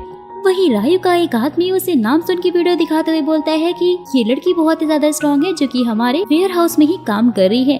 रायू तो उसे देखते काफी खुश हो जाता है, और एरोप्लेन वाली बात भी उसे याद आ जाती है कि ये तो वही लड़की है जिसे वो इतने टाइम से ढूंढ रहा था। वहीं नामसुन की मुलाकात तो वाजा से हो जाती है, जो कि उसे तुरंत ही पहचान लेती है और उसे बोलती है कि मम्मा और मैं जानते हैं कि तुम्हारे साथ बचपन से लेकर अब तक बिल्कुल भी अच्छा नहीं हुआ है, और इसीलिए उन्होंने तुम्हें छोड़ दिया है और तुम्हारे साथ बिल्कुल भी सख्ती से पेश नहीं आई है, लेकिन ऐसा दोबारा नहीं होना चाहिए। नामसुन की ये सारी बातें सुनकर वाजा को तो बहुत ज्यादा गुस्सा आ रहा होता है। वहीं रायू वेयर हाउस के उस मैनेजर को बुलाकर नामसुन के ऊपर नजर रखने के लिए बोलता है, और बोलता है कि मैं उसकी सारी की सारी इन्फॉर्मेशन चाहता हूँ। मैनेजर को उसके ऊपर बिल्कुल भी शक ना हो, और इसीलिए बोल देता है कि हमारे यहाँ पर ऐसी स्ट्रॉन्ग लेडीज काम करती हैं, मुझे इस बात से काफी खुशी है, और साथ ही वो उसका प्रमोशन करने की बात भी करता है। वेयर हाउस में एक आदमी के साथ काफी बुरा वाला एक्सीडेंट होने वाला होता है। कपड़े उसकी मशीन में फंस जाते हैं, जिससे कि उसे काफी तकलीफ हो रही होती है। सब लोग उसे बचाने के लिए जाते हैं, लेकिन कोई भी उसकी हेल्प नहीं कर पा रहा था। जैसे ही नामसुन ये देखती है, दूर से भागती हुई आती है और उस मशीन को अपनी पावर से रोक लेती है, जिससे कि उसकी जान बचाती है। ये देखकर तो सब बहुत ही ज्यादा खुश हो जाते हैं। वहीं होंग सबको ये याद दिलाने लग जाती है कि आज उनका वर्कआउट डे है, और जैसे सब लोग जिम में पहुंचते हैं तो नामसुन की भाई और मामा की हालत तो देखने लायक थी, क्योंकि उनसे तो बिल्कुल भी मशीनें उठ ही नहीं रही थी और वही नानी और होंग के वर्कआउट को देखकर लग रहा था कि दुनिया की सारी पावर तो जैसे इन दोनों के अंदर ही बस चुकी है। होंग तो अपने भाई को यहाँ वहाँ उठाकर रख रही होती है और बोलती है कि सही से वर्कआउट करो। वही हमें नामिन के बारे में थोड़ा जानने को मिलता है, जो कि अपने मोटापे से बहुत ही ज्यादा परेशान था और इसीलिए वो कॉलेज में नहीं जाता था क्योंकि लोग उसे मोटा बोलकर छेड़ते थे। नामिन अपनी मॉम से भी ज्यादा बात नहीं करता था क्योंकि उसे लगता था कि उन्हें उसकी बिल्कुल भी केयर नहीं है। डैड के पास जाकर भी वो बोलता है कि अब तो नामसून आ चुकी है और आपको और मॉम को साथ में रहना चाहिए, लेकिन उसकी डैड बोलते हैं कि डाइवोर्स के बाद ही मैं और तुम्हारी मॉम अपनी लाइफ में थोड़ा खुश हैं। जिससे कि दोस्तों हम समझ पा रहे थे कि बेचारा नामिन कितना ज्यादा अकेला है और साथ ही अपने मोटापे से काफी परेशान भी है। नेक्स्ट सीन में होंग सीधा ब्रेड सोंग के पास पहुंच जाती है और उसके बारे में काफी सारी इन्फॉर्मेशन भी निकालती है, लेकिन उसे ज्यादा कुछ पता नहीं चलता और वो जाकर उसके मुंह पे ही बोलने लग जाती है कि मैं जानती हूँ कि तुम एक स्कैमर हो, लेकिन इतने सारे पैसे तुम्हारे पास कैसे आए ये मैं जानना चाहती हूँ। ब्रेड सोंग ये सुनते ही भड़क जाता है और उसे बोलता है कि अगर तुम यहाँ से नहीं गई तो मैं अपनी सिक्योरिटी को बुला लूंगा, और काफी ज्यादा डर भी चुका था वो। पुलिस स्टेशन में सीनियर ऑफिसर की तबीयत तो बहुत ज्यादा खराब होने लग गई थी। पानी को देखते ही वो तो पूरी तरह से पागल ही हो रहा था, और लेकिन हिसिक उसे संभाल लेता है और अपने साथ हॉस्पिटल लेकर जा रहा था, बट वो हॉस्पिटल नहीं जाना चाहती थी और बोलती है कि करियर मेरा पूरी तरह से खराब हो जाएगा और इसलिए उसे सिर्फ तुम ही बचा सकते हो। ये सुनते ही हिसिक फिर उन्हें अपने घर ले जाता है। यहाँ पर रायु का एक आदमी आकर उसे एक ब्रीफ केस देता है जिसमें बहुत सारे एंटीडोट थे जो कि उसी ड्रग्स के थे, और फिर से उसके फेस पर वही विलन स्माइल होती है। हिसिक ने अपने सीनियर बॉस को अपने घर पर रखा हुआ होता है, जिसे मिलने के लिए दूसरा डिटेक्टिव पहुंच जाता है और बॉस को देखकर वो भी बहुत ज्यादा शॉक हो गया था कि आखिरकार इन्हें हो क्या गया है, ऐसे तो ये बहुत ही जल्द मर जाएंगे। हिसिक भी वहीं पर बैठा हुआ अपना काम कर रहा होता है और सीनियर ऑफिसर के अंदर तो एक अजीब सा मॉन्स्टर जागने लग जाता है और उनका पूरा दिमाग खराब हो जाता है। बहुत ज्यादा गुस्सा उन्हें आ रहा होता है, दोनों आंखें लाल हो जाती हैं और फटाक से वो हिसिक के ऊपर ही हमला करने के लिए पहुंच आते हैं। उसे बहुत मार रहे होते हैं, जहां पर अचानक से नामसून भी हिसिक से मिलने के लिए पहुंची हुई होती है और वो उसे बचा लेती है। सीनियर ऑफिसर को मारने वाली होती है, लेकिन हिसिक उसे बोलता है कि उन्हें चोट नहीं आनी चाहिए और इसलिए वो दोनों मिलकर उसे शेर के सहारे बांध देते हैं, जिससे कि वो थोड़ी देर के लिए शांत हो गए थे। नेक्स्ट सीन में नामसून अपनी होमलेस दोस्तों से दोबारा मिलने के लिए पहुंची हुई होती है। सब लोग साथ में मस्ती कर रहे होते हैं और रात के टाइम नामसून उन्हें वेयर हाउस में ले जाती है दोबारा से ड्रग सैंपल लेने के लिए। लेकिन होमलेस लड़की बाहर ही पकड़ी जाती है, जिससे कि वो काफी बहाने बनाने लग जाती है और वहीं ये दोनों अंदर होते हैं, जहां मैनेजर नामसून को भी देख लेता है और उसे जोरदार पंच मारती है, जो कि उड़कर शायद कहीं गायब भी हो जाता है। पुलिस स्टेशन के बाहर मॉर्निंग में बहुत सारा सामान रखा होता है, जो कि वही सारे सैंपल्स थे दोस्तों जो कि नामसून ने रात में वेयर हाउस से चुराए थे। सब उसे देखकर काफी ज्यादा शॉक हो रहे होते हैं और वही सुबह के टाइम पर मैनेजर भी दिखाई देता है, जो कि बेचारा ऊपर ही लटका हुआ था। उसकी हालत भी काफी खराब लग रही थी। हिसिक ने भी वही उस ऑफिसर को भी छोड़ दिया था, जो कि अब थोड़ा नॉर्मल हो चुका था, और वो उसे बताते हैं कि मुझे तुम्हारे अंदर एक मॉन्स्टर दिखाई दे रहा था और इसीलिए मैंने तुम पे हमला भी किया। सब कुछ जानने के बाद हिसिक काफी शॉक हो जाता है कि ये ड्रग तो जितना उन्होंने सोचा था ना उससे भी ज्यादा खतरनाक है। और वहीं रायु भी अपने लैब में होता है, जिसे डॉक्टर उस ड्रग की एंटी क्योर के बारे में समझा रहे होते हैं कि ये सिर्फ और सिर्फ समुद्री खरगोश के खून से ही बन सकता है, जो कि इस दुनिया में बहुत ही कम पाए जाते हैं। रायु का वो खास आदमी जैसे ही वहाँ पर पहुँचता है तो रायु उसके फेस पर वही लिक्विड डालकर उसे मारने लग जाता है और बोलता है कि पुलिस ने तुम्हारा चेहरा देख लिया है और इसलिए तुम मेरे लिए काफी बड़ा खतरा बन सकती हो। दिखने में अपना विलन जितना ज्यादा हैंडसम है ना दोस्तों, उतना ही ज्यादा खतरनाक है। वेल तो वही नानी भी काफी खुश हो रही होती है, क्योंकि वो अपनी डेट पर जो थी हंजू को देखते ही काफी शॉक हो जाती है। हंजू से बोलती है कि मेरे डैड के साथ में अभी तक आपका डिवोर्स नहीं हुआ है और इसलिए आप किसी और को भी डेट नहीं कर सकती हैं। लेकिन फिर नानी बोलती है कि तुम्हारे डैड हमें छोड़कर 10 साल पहले ही जा चुके हैं और लगता है कि बिजनेस चलाते चलाते और पैसा कमाते कमाते तुम्हारा दिल भी पूरी तरह से प्लास्टिक का हो चुका है। मैं तो अपनी लाइफ काफी अच्छे से एंजॉय कर रही हूँ और मुझे लगता है कि तुम्हें भी यही करना चाहिए। नेक्स्ट सीन में सारी फैमिली साथ में होती है, लेकिन नामलिन काफी ज्यादा हर्ट होता है अपनी मॉम से और उन्हें बोलता है कि मुझे आपसे ज्यादा डैड पसंद है, जैसे कि आपको मुझसे ज्यादा नामसून पसंद है और इसलिए मैं अब डैड के साथ रहने जा रहा हूँ। ये सुनते ही सब काफी शॉक हो जाते हैं और नामसून तो काफी सैड हो जाती है। नेक्स्ट सीन में नामसुन वेयर हाउस से कुछ चुरा रही होती है, जैसे कोई आकर पकड़ लेता है, जो कि कोई और नहीं बल्कि डिटेक्टिव हिसिक होता है। दोनों एक दूसरे को देखकर काफी खुश हो जाते हैं, क्योंकि हिसिक वापस से काम पर जो पहुंच गया था। लेकिन इनकी खुशी वाजा से बिल्कुल भी बर्दाश्त नहीं होती है और वो तो कुछ और ही दिमाग में प्लान बनाने लगती है। नामलिन जो कि काफी ज्यादा सैड था, जैसे ही उसकी रेस्टोरेंट में एक सुंदर सी लड़की आती है, उसे देखकर काफी खुश हो जाता है। लेकिन उस बेचारे का दिल तो तब टूट जाता है जब उस लड़की का बॉयफ्रेंड उसके साथ में होता है, जो कि काफी ज्यादा हैंडसम और फिट था। और इसलिए अपने मोटापे को दूर करने के लिए नामलिन फाइनली वो ड्रग वाली टैबलेट खा लेता है और अब तो उसे भगवान ही बचाए। सीनियर ऑफिसर की हालत यहाँ बहुत ही खराब हो चुकी थी, जो कि हर तरफ बस पानी ही पानी ढूंढ रहे थे। लेकिन हिसिक जो कि बहुत ही ज्यादा चंड था, उसने अपने घर का सारा पानी बंद करके रखा हुआ था और इसलिए वो यहाँ वहाँ पानी ढूंढते हुए फाइनली वॉशरूम में पहुँच जाते हैं, जहाँ पर उन्हें कमोड में पानी मिल जाता है। और वही वेयर हाउस में वाजा भागते हुए आती है और जैसे ही वाजा नामसुन को चाकू मारने के लिए जाती है, नामसुन चाकू पकड़ लेती है। हिसिक ने भी देख लिया था, फटाक से भागते हुए उसके पास आता है। वाजा को नामसुन काफी दूर उठाकर फेंक देती है। मैनेजर ने सब कुछ देख लिया था, फटाफट से रिकॉर्ड करने लग जाता है और नामसुन के ये पूछते ही कि आखिर तुम मुझे क्यों मारना चाहती हो, वाजा उसे बताती है कि अगर तुम नहीं होती तो आज मेरी लाइफ बहुत ही ज्यादा अच्छी होती और मैं तुम्हारी जगह तुम्हारे घर में अमीर बनकर रह रही होती। हिसिक फिर उसे अपने आप को सरेंडर करने के लिए बोलता है, साथ ही कहता है कि नामसुन भले तुम्हें माफ कर दे, लेकिन मैं तुम्हें नहीं छोड़ूंगा। और वाजा के पैर में नामसुन की पावर की वजह से काफी बुरी तरह चोट आ गई थी, उसका पैर ऑलमोस्ट टूट गया था। वहीं दूसरी तरफ होंग जो कि रायू के साथ में पोकर गेम खेल रही होती है, वो जीत जाती है और शर्त के अकॉर्डिंग वो फिर रायू से उसके बिजनेस के बारे में पूछती है। रायू तो उसे अपनी बातों में उलझाने लग जाता है और उल्टा होंग से ही उसका सोर्स ऑफ इनकम पूछता है। होंग के ये बोलते हैं कि मैंने आज तक कोई भी लीगल धंधा नहीं किया है और मैं बहुत ही मेहनत और ईमानदारी से सारे पैसे कमाती हूँ और उसके साथ में पूरा टैक्स भी भरती हूँ। तो रायू चुप हो जाता है, लेकिन वो अपने सीक्रेट के बारे में होंग को कुछ भी नहीं बताता। होंग वहाँ से उससे ये बोलकर जाने लग जाती है कि मैं तो बस तुम्हारी डूगो कंपनी में इन्वेस्ट करना चाहती थी और इसलिए तुमसे सब कुछ पूछ रही थी। वेल तो नेक्स्ट सीन में होंग सीधा अपने हस्बैंड बंगू को कॉल करके उसे शाम में होने वाली पार्टी में इनवाइट करती है और बंगू तो काफी शॉक होते हुए अपने बेटे से पूछता है कि आखिर तुम्हारी मॉम को क्या हो गया है, ये अचानक से इतनी ज्यादा चेंज कैसे हो गई है। लेकिन भाई नामली तो अपनी ही टेंशन में होता है और इस दवाई के चक्कर में वो कुछ भी अच्छे से नहीं खा रहा होता है और डैड के पूछते ही कि आखिर तुम्हें क्या हुआ है, तो नामली बोलता है कि मैं बस डाइटिंग कर रहा हूँ और कुछ भी नहीं।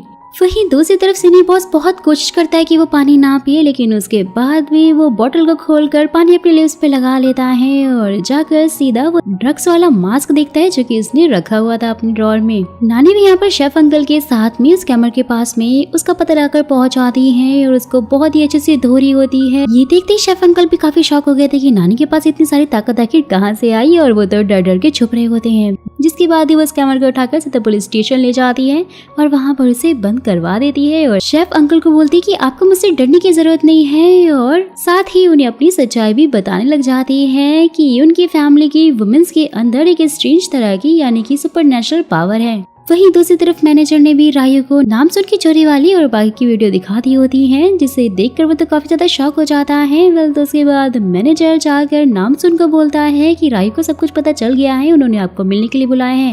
ये सुनते ही नामसुन तो काफी खुश हो जाती है, फटाक से कॉल करके हिसिक को बताती है। हिसिक उसे वहाँ पर अकेले जाने के लिए मना करता है क्योंकि रिस्की भी हो सकता है, लेकिन नामसुन कहाँ ही सुनने वाली थी, वो तो सीधा रायू से मिलने के लिए उसके ऑफिस में पहुँच जाती है। रायू के पूछते ही कि आखिर तुम्हारी चोरी करने की वजह क्या है, तो नामसुन यहाँ पर बहाना बनाते हुए बोलती है कि मुझे आपकी कंपनी के प्रोडक्ट्स बहुत ही ज्यादा अच्छे लगते हैं, जो कि मैं मंगोलिया अपने पेरेंट्स के पास भेजती हूँ। सबसे पहले तो मैं चोरी करने के लिए माफी चाहूंगी, लेकिन मेरे पास अभी बिल्कुल भी पैसे नहीं थे और इसीलिए मैंने चोरी की। जैसे ही मेरी सैलरी आ जाएगी तो आप उसमें से काट लेना। रायू उसकी बात सुन के काफी हैरान हुए जा रहा था और नामसुन फिर उससे दोस्ती करने के लिए बोलकर साथ ही उसका नंबर भी मांग लेती है और उसकी ऑफिस को बहुत ही अच्छी तरह से घूर घूर कर देखने लग जाती है। नामसुन उसे काफी ज्यादा सस्पिशियस लग रही थी और इसलिए वो उसे अपने साथ में रात में डिनर पर चलने के लिए बोलता है, लेकिन वो बहाना बनाकर वहाँ से जाने लग जाती है कि उसे अभी बहुत सारा काम है। तो रायू उसे रोककर बोलता है कि ठीक है जो भी है, लेकिन मुझे कांटेक्ट जरूर करना। नामसुन भी हाँ बोलकर 9-11 हो जाती है वहाँ से। हिसिक भी बाहर नामसुन का वेट कर रहा था क्योंकि उसे उसकी बहुत ज्यादा चिंता हो रही थी, लेकिन नामसुन उसे बोलती कि फिक्र करने की जरूरत नहीं है, सब कुछ बहुत ही अच्छे से मैनेज हो गया है और साथ ही वो तो उसे हल्का सा धक्का मारती है। तो हिसिक को काफी ज्यादा जोर से लग जाता है और ऐसे ही फिर दोनों लोग साथ में मस्ती करने लग जाते हैं, जिन्हें की रायू ऊपर से अपने ऑफिस से देख रहा होता है। तो फिर नामजुन अपने डैड से मिलने के लिए पहुंच जाती है और वह हिशी को भी साथ में लेकर गई थी और डैड को तो यही लग रहा था कि शायद ये इसका बॉयफ्रेंड है, लेकिन हिशी उसे बोलता है कि नहीं, वो तो बस नामजुन का बहुत ही अच्छा दोस्त है और ये लोग साथ में काफी मस्ती भी करते हैं। हिशी के वहाँ से जाते ही नामजुन अपने डैड के साथ में बहुत सारे झूले झूलती है और पार्क में उनके साथ में काफी सारा टाइम स्पेंड करती है, जहाँ डैड उसे बोलते हैं कि बचपन से ही तुम्हें स्टार्स बहुत पसंद थे और इसलिए मैं स्टार्स दिखाने के लिए स्पेशली तुम्हें मंगोलिया लेकर गया था, जहाँ पर तुम मुझसे गलती से खो गई। और यहाँ ये लोग काफी ज्यादा इमोशनल हो जाते हैं और बहुत ही प्यारी प्यारी बातें करने लगते हैं। वहीं दूसरी तरफ रायू भी अपने सोर्सेज से होंग की बेटी के बारे में सब कुछ पता निकलवा ले रहा है, लेकिन जैसा कि दोस्तों हम जानते हैं कि होंग तो बहुत ही ज्यादा स्मार्ट थी और इसीलिए उसने ट्रिक खेली थी और यहाँ पर उसने नामजुन की जगह किसी और ही लड़की को अपनी बेटी बनाकर सबके सामने पेश किया था। सारी की सारी डिटेल्स रायू अपने फोन में देख रहा होता है। वहीं जैसे ही फैमिली फंक्शन स्टार्ट होता है, वहाँ पे सब लोग मौजूद थे और नामजुन भी डिटेक्टिव हिशी के साथ में वहाँ पर पहुंची हुई थी। नानी भी वहाँ पर शेफ अंकल को लेकर आई थी। वेल तो दोनों ही अपने आप को उनकी फैमिली से इंट्रोड्यूस करवा रहे होते हैं। हिशी को देख के तो सब लोग यही सोचते हैं कि वो नामजुन का बॉयफ्रेंड है। शेफ अंकल और नानी की बॉन्डिंग को देखकर भी लोग समझ गए थे कि शायद ये नानी का भी बॉयफ्रेंड है। सेक्रेटरी भी वहाँ पर अचानक से खड़ी हो जाती है, बोलती है कि मैं बॉन्ग के बच्चे की माँ बनने वाली हूँ। डैड तो बहुत ज्यादा शॉक हो जाते हैं और बाकी के सारे लोग भी उन्हें काफी अजीब तरह से टीज कर रहे होते हैं, जिसके बाद ये सब लोग उनको सरप्राइज देते हैं। क्योंकि दोस्तों वैसे तो आज डैड का बर्थडे था, लेकिन जैसा कि ये लोग उन्हें छेड़ रहे थे उसे तो उन्हें हार्ट अटैक ही आने वाला था। जैसे ही सब लोग खाना खा रहे होते हैं तो नामिन का वो खाना एकदम स्टोन की तरह लग रहा होता है और ये सब कुछ दोस्तों उस दवाई की वजह से ही हो रहा था, जिसके बारे में हमें आगे और अच्छे से पता चल जाएगा। नेक्स्ट सीन में सारे के सारे जेंट्स मिलकर हिशी की वाट लगा रहे होते हैं, सोना में बैठे हुए होते हैं, यानी कि ऐसे बहुत सारे क्वेश्चंस पूछ रहे होते हैं क्योंकि ये लोग जानना चाहते थे कि क्या सच में हिसी को उनकी नाम सुन के लायक है भी या फिर नहीं। लेकिन हिसी तो काफी परेशान हो जाता है और इसलिए वहाँ से उठकर बहाना मार के भाग जाता है। नामसुन भी यहाँ मॉम और नानी के साथ में होती है और नामसुन के ये बोलते हैं कि मंगोलिया का आसमान सोल के आसमान से ज्यादा खूबसूरत है और वहाँ पर स्टार्स भी बहुत ही अच्छे से चमकते हैं। मॉम और नानी तो यहाँ से सरप्राइज करने लग जाते हैं। फिर तीनों लोग पॉट में पानी लेते हैं, उसे पानी में उछालते हैं, जिससे कि बहुत ही खूबसूरत शाइन आता है और स्टार्स के साथ साथ वहाँ पे रेनबो भी बढ़ने लग जाता है, जिसे देखकर ये तीनों काफी मस्ती करते हैं। और वहाँ हिशी के ऊपर भी इनकी पानी की छींटें आती हैं और जैसे ही वो ये रेनबो देखता है वो भी समझ आता है कि ये सब कुछ इन तीनों ने ही किया होगा। जैसे ही फिर नामसुन नेक्स्ट डे अपने ऑफिस यानी कि उस वेयर हाउस में जाती है तो वहाँ पता चलता है कि रायू ने उसे काम से निकाल दिया है और इसके बारे में वो फिर हिशी से भी बात करती है और फटाफट से रायू से मिलने के लिए सीधा उसके ऑफिस में चली जाती है। लेकिन भाई रायू के दिमाग में तो यहाँ पर कुछ और शैतानी खिचड़ी पक रही होती है। वो नामसुन से बोलता है कि मैं जानता हूँ कि तुम बहुत सारे पैसे कमाना चाहती हो जिसमें मैं तुम्हारी पूरी हेल्प कर सकता हूँ, लेकिन इसके लिए तुम्हें एक छोटा सा टेस्ट देना होगा। वेल तो वो उसे एक स्पेशियस सी जगह पर लेकर जाता है और वहाँ पर एक बहुत ही भारी सी मशीन उसके ऊपर छोड़ देता है। जैसे ही नामसुन उसे पकड़ती है ना, ये देखते ही रायू काफी खुश हो जाता है क्योंकि वो जानता था कि इसके पास सुपर नेचुरल पावर है। वेल तो वो फिर उस मशीन का वेट और भी ज्यादा बढ़ाने लग जाता है। नामसुन उसे रोकने की कोशिश करती है और इसकी पावर मॉम के साथ साथ नानी को भी फील हो जाती है कि नामसुन की जान खतरे में है और उसने अपनी पावर का यूज किया है। मॉम तो फटाफट से नामसुन के पास उसे बचाने के लिए निकल जाती है। नामली के पास भी वही लड़की वो ड्रग पिल लेकर पहुंच आती है और उसे बोलती है कि इसे खा लो, तुम स्मार्ट और बहुत हैंडसम बन जाओगे, जिससे कि सब लोग तुम्हें बहुत ही ज्यादा पसंद करने लग जाएंगे। नामली जो कि अपने मोटापे से परेशान था और उससे ज्यादा कि लोग उसे हेट ना करें बल्कि उसे लाइक करे, वो उन ड्रग्स पिल्स को फिर से ले लेता है क्योंकि वो तो बस यही चाहता था कि वो सबके सामने अपने आप को स्मार्ट दिखा सके, लेकिन जानता नहीं था कि ये ड्रग पिल उसकी जान भी ले सकती है। नामसुन फिर अपनी सारी सुपर नेचुरल पावर का यूज करके उस मशीन के ऊपर ढकेल कर सीधा जंप मार के रायू के सामने आकर खड़ी हो जाती है। रायू से देखकर काफी ज्यादा शॉक हो रहा होता है। हिशी को वहीं सीनियर बॉस की बहुत चिंता हो रही होती है, लेकिन वो तो उससे ये झूठ बोलने लग जाता है कि तुम्हें मेरी फिक्र करने की जरूरत नहीं है, मैं बिल्कुल ठीक हो चुका हूँ और अब तो मैं पानी भी पीने लग गया। लेकिन दोस्तों यहाँ पर ये टोटली झूठ बोल रहा होता है क्योंकि उसने दोबारा से ड्रग्स जो ले लिए थे। वहीं दूसरी तरफ नानी और शेफ अंकल भी साथ में होते हैं, साथ में अपना अच्छा टाइम स्पेंड कर रहे होते हैं। साथ ही नानी उन्हें होंग के बारे में बताते हुए बोलती है कि मेरी बेटी बचपन से ही बहुत ज्यादा मेहनती रही है और उसने मेरी पॉक शॉप को बहुत ही अच्छे से संभाला था और उसके साथ साथ ही उसने बहुत ही ईमानदारी और जज्बे के साथ में अपना बिजनेस बनाया और इसे यहाँ तक लेकर आई और वो लोगों की बहुत ही ज्यादा हेल्प भी करती है। नामसुन के टेस्ट में पास होने की वजह से रायू ने भी उसे यहाँ पर काम पर रख लिया था और साथ ही वो तो उससे उसके सुपरनेचुरल पावर के बारे में पूछ रहा होता है, लेकिन नामसुन उसे बहाना बनाते हुए बोलते हैं कि ये आपको धीरे धीरे पता चल जाएगा और मैं बचपन से ही बहुत ज्यादा स्ट्रांग हूँ। रायू भी फिर सोच में पड़ जाता है। वेल तो उसके बाद नामसुन अपने मैनेजर से बात कर रही होती है और यहाँ पर उसकी हालत काफी खराब हो गई थी क्योंकि नामसुन ने उसे बोला था कि वो इसलिए इतनी ज्यादा स्ट्रांग है क्योंकि वो एक दिन में 100 अंडे खाती है और इसकी भी 100 अंडे खा लिए थे और बेचारा वॉशरूम में बैठा हुआ था, जैसा कि आप देख ही सकते हो। वेल तो उसे पुलिस स्टेशन जाकर गवाही देनी थी, जिसके बदले में वो फिर नामसुन को जाने के लिए बोलता है क्योंकि उसकी हालत काफी खराब थी। पुलिस से फिर नामसुन को ये पता चलता है कि वाजा की खबर जिस आदमी ने दी थी वो आदमी मारा जा चुका है और उसका एक छोटा भाई है और उसकी फैमिली बहुत ही ज्यादा गरीब है जो कि अपनी आंटी के साथ में रहता है। उनके पास तो फ्यूनरल करने के भी पैसे नहीं है।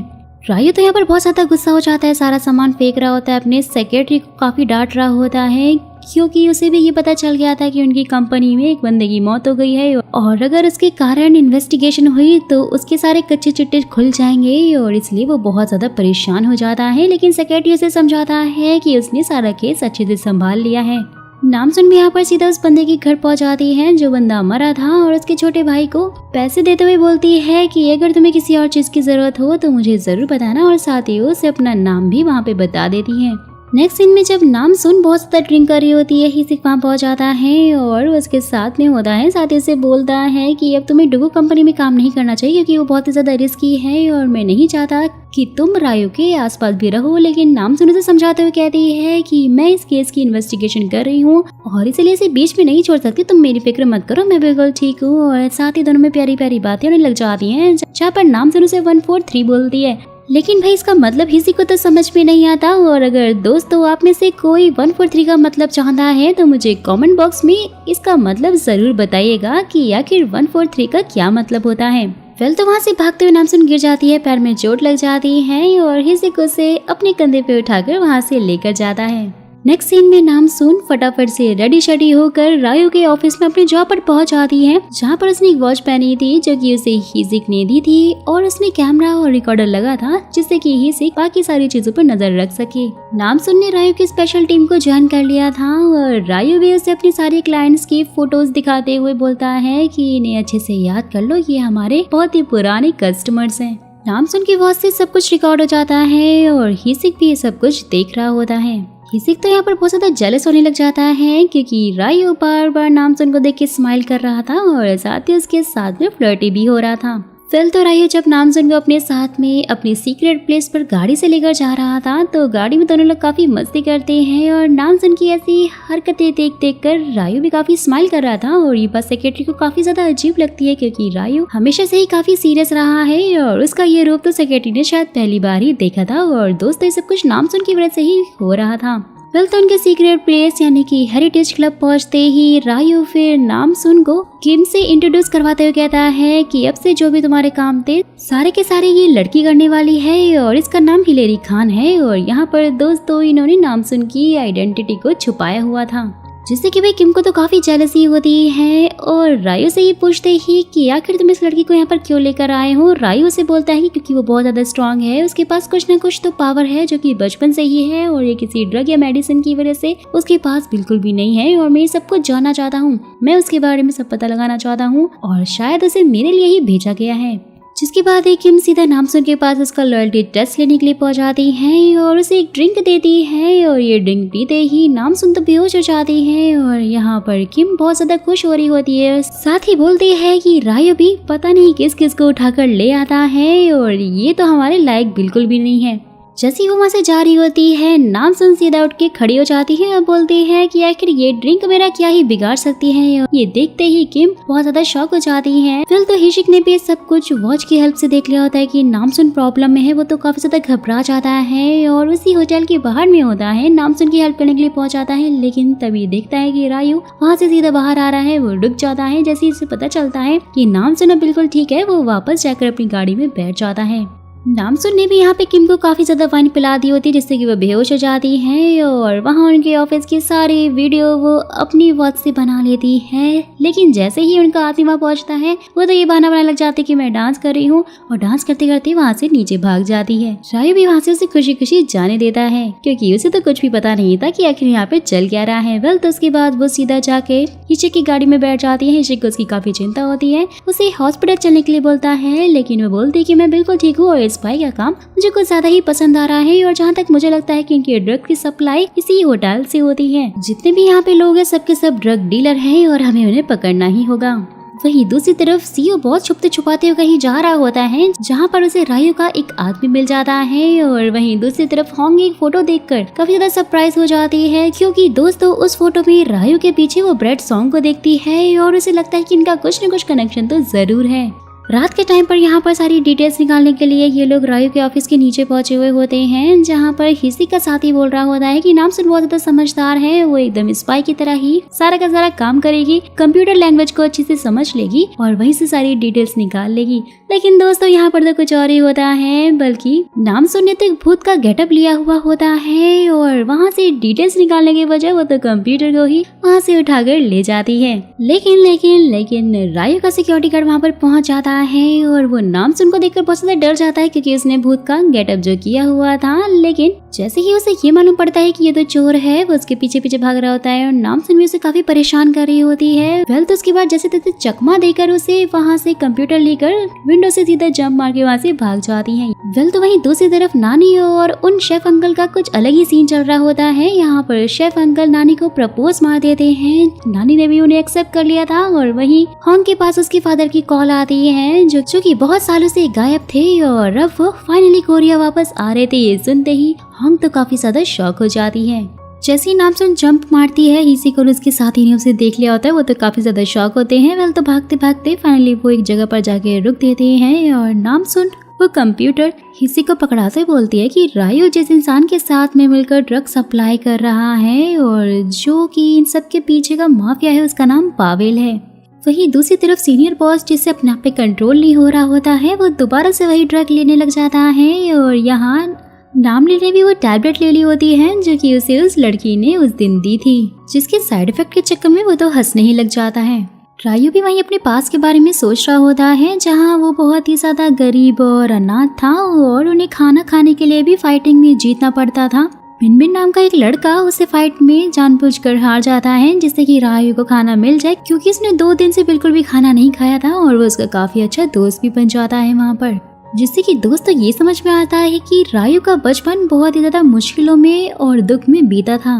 वहीं जैसे ही होंग को ये मालूम चलता है कि वाजा ने नामसुन के ऊपर जाकर उसे हमला किया था, उसे तो बहुत ज्यादा दुख होता है। ये जानकर वो सीधा वाजा से मिलने के लिए पहुंच जाती है। वाजा बोलती है कि जैसे ही आपको आपकी रियल बेटी मिली थी आपने तो मुझे अपने घर से ही निकाल दिया और यहाँ पर होंग भी उसे समझाते हुए कहती है कि वो तो हमेशा से ही उसे अपनी बेटी मानती थी, लेकिन वाजा ने हमेशा से ही सारे गलत काम किए हैं। साथ ही वांगो से वहाँ से ये बोलकर चली जाती है कि अगर तुमने अच्छे काम किए और लोगों की हेल्प की तो तुम मेरी दूसरी बेटी बन सकती हो। ये सब कुछ सुन के वाजा तो थोड़ा खुश हो जाती है। वहीं दूसरी तरफ जैसे ही रायु को अपने ऑफिस में चोरी का मालूम चलता है वो तो अपने गार्ड का काफी ज्यादा बुरा हाल कर देता है, उसके टांग में चाकू मार देता है और बहुत ज्यादा उसे डांटने लग जाता है और उसका शक जाता है होंग पे कि शायद ये सब कुछ कहीं होंग ने तो नहीं किया है। वहीं हिसी और उसके साथी जैसे ही रायु का कंप्यूटर चेक करते हैं वहाँ तो उन्हें कोई भी डिटेल्स नहीं मिलती, बस रायु और बिनबिन की बचपन की फोटो मिल जाती है। लेकिन इससे भी उन्हें कुछ भी समझ में नहीं आ रहा था और इसीलिए वो फटाक से नामसुन को फोन करके बोलता है कि उन्हें जल्द से जल्द और सबूत ढूंढने होंगे। नामले भी यहाँ पर लगातार पानी पिए जा रहा था और इस ड्रग का असर उसके ऊपर भी होने लग गया था, उसकी हालत धीरे धीरे खराब होने लग जाती है।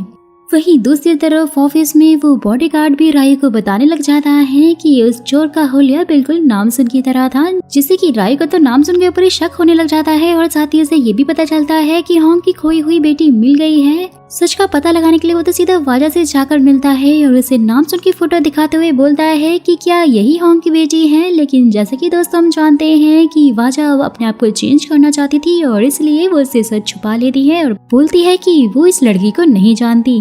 नाम सुनने में यहाँ पर रायु के बॉडीगार्ड को शीशे में उतार लिया होता है और रायु के बारे में वो काफी सारी इन्फॉर्मेशन निकलवाने लग जाती है और उसकी वॉच की हेल्प से बाकी के सब लोग भी उसे देख रहे होते हैं। वहीं अपने प्लान के अकॉर्डिंग होंग भी हिसिक के साथ में हेरिटेज क्लब में पहुंच जाती हैं क्योंकि इन्हें वहां पे बहुत सारी इन्वेस्टिगेशन जो करनी थी। जैसे ही वो लोग वहाँ पर रूम में जाकर बैठते हैं तो रायु भी नामसुन को लेकर वहीं पर पहुंच जाता है। वेल तो सिचुएशन काफी ही ज्यादा ऑकवर्ड हो जाती है और नामसुन और उसकी मॉम तो एक दूसरे को देखकर काफी शॉक हो जाती हैं और उन्हें तो यही लग रहा था कि शायद रायु को उनके ऊपर शक हो गया है। सबके सब तो यहाँ पर ऐसे प्रिटेंड कर रहे होते हैं जैसे कि ये लोग पहली बार एक दूसरे को मिले हैं। हिसिक भी फिर वॉशरूम का बहाना करके वहाँ के डायरेक्टर के रूम में जाने की कोशिश करता है, लेकिन वो लोग तो उसे चाबी दे ही नहीं रहे होते हैं। जैसे तैसे ट्रिक्स करके चाबी निकाल ही लेता है और वो वहाँ पर काफी सारी छानबीन कर रहा होता है, जहाँ पर तभी रायु का आदमी पहुँच जाता है। जैसे ही वो हिसिक को देखता है फटाफट से हिसिक बहाना बनाकर वहाँ से चुपचाप निकल जाता है और होंग को भी मैसेज करके बोल देता है कि उसका काम हो गया है। होंग भी यहाँ पर रायु से सवाल कर रही होती है कि आखिरकार इतने कम टाइम में डुगो कंपनी इतनी ज्यादा फेमस कैसे हो सकती है, इतना सारा पैसा कैसे कमा सकती है, इन सब के पीछे कहीं रशियन माफिया का हाथ तो नहीं है। ये सुनते ही रायु तो काफी ज्यादा शॉक हो जाता है और बोलता है कि मैं जानता हूँ कि आप मेरी कंपनी के बारे में काफी सारा इन्वेस्टिगेशन करवा रही हैं, लेकिन फिक्र मत कीजिए क्योंकि आपको मेरे खिलाफ कोई भी सबूत नहीं मिलने वाला। और वो उसे काफी घूर कर देख रहा होता है। नामसुन भी यहाँ पर समझ आती है कि रायु को बहुत तेज गुस्सा आ रहा है और इसलिए वो होंग को शांत रहने के लिए बोलकर वहाँ से जाने के लिए बोल देती है क्योंकि वो जानती थी कि रायु अब चुप नहीं बैठने वाला। वेल तो होंग के वहाँ से जाते ही रायु बोलता है कि अब हमें इसे रास्ते से हटाना होगा और वे नामसुन से ही बोल रहा होता है, जिससे कि नामसुन काफी ज्यादा घबरा जाती है, लेकिन वो ऐसा बिल्कुल भी शो नहीं करती है और अपने फेस पर एक भी शिकन नहीं आने देती है, जिससे कि रायु को शक ना हो जाए। नेक्स्ट सीन में नानी को ब्रेवरी अवार्ड मिल रहा होता है, जहाँ होंग उनकी फोटो खींच रही होती है। नानी की ये पूछ रही थी कि क्या सच में तुम्हारे डैड वापस आ रहे हैं। होंग तो बहुत ज्यादा शॉक हो जाती है क्योंकि होंग के भाई ने ये न्यूज नानी को पहले ही दे दी थी। जैसे ही होंग फिर हाँ बोलती है, नानी तो अपना आपा ही खोने लग जाती है, बहुत जोर से चिल्लाती है, सारा सामान यहाँ वहाँ उठाकर फेंक रही होती है और लोग तो उसे देखकर काफी शॉक हो जाते हैं और फिर वहीं पर बेहोश हो जाती है। जैसे ही फिर नामसुन अपने घर पहुंचती है, मॉम को बहुत ज्यादा डांट रही होती है कि रायु के साथ उन्हें ऐसे बिहेव बिल्कुल भी नहीं करना चाहिए था क्योंकि वो बहुत ही ज्यादा डेंजरस है। लेकिन मॉम तो उल्टा नामसुन पे गुस्सा हो जाती हैं। दोनों के बीच में बहस होने लग जाती है, जहाँ डैड उन दोनों को शांत करवाते हैं और फिर होंग से सॉरी बोलते बोलती है कि नामसुन तुम फिक्र मत करो, मैं अपना ध्यान रखूंगी और कुछ भी गड़बड़ नहीं होगी। जैसे यहाँ पर नानी को होश आता है, वो तो अपनी रिंग देखकर काफी ज्यादा सैड हो जाती हैं और साथ ही होंग को फोन करके बोल देती हैं कि तुम्हारे डैड को लेने के लिए मैं जाऊंगी। होंग भी वहीं ब्रेड सॉन्ग से मिलने के लिए पहुंची हुई होती है और उसे वही फोटो दिखाकर बोलती है कि रायु के साथ तुम्हारा आखिर क्या कनेक्शन है, तुम दोनों फोटो में साथ में क्या कर रहे हो। जिससे ब्रेड सॉन्ग को काफी गुस्सा आता है और अपनी सिक्योरिटी से बोलकर होंग को ही ऑफिस से बाहर निकलवा देता है। वहीं दूसरी तरफ नानी जैसे ही अपने हस्बैंड को लेने के लिए एयरपोर्ट पे पहुंचती हैं तो उनका हस्बैंड उन्हें देखकर काफी खुश हो जाता है, लेकिन नानी को काफी गुस्सा आ रहा था, वो तो उसे उठाकर सीधा दूर फेंक देती हैं। ये देखकर सब लोग बहुत ज्यादा डर जाते हैं। नामसुन के डैड बॉन्ग यहाँ पर जैसे ही नामली को देखने के लिए जाते हैं तो फिर उन्हें पता चलता है वो तो बाथरूम में बेहोश पड़ा हुआ है। वो बहुत ज्यादा घबरा जाते हैं।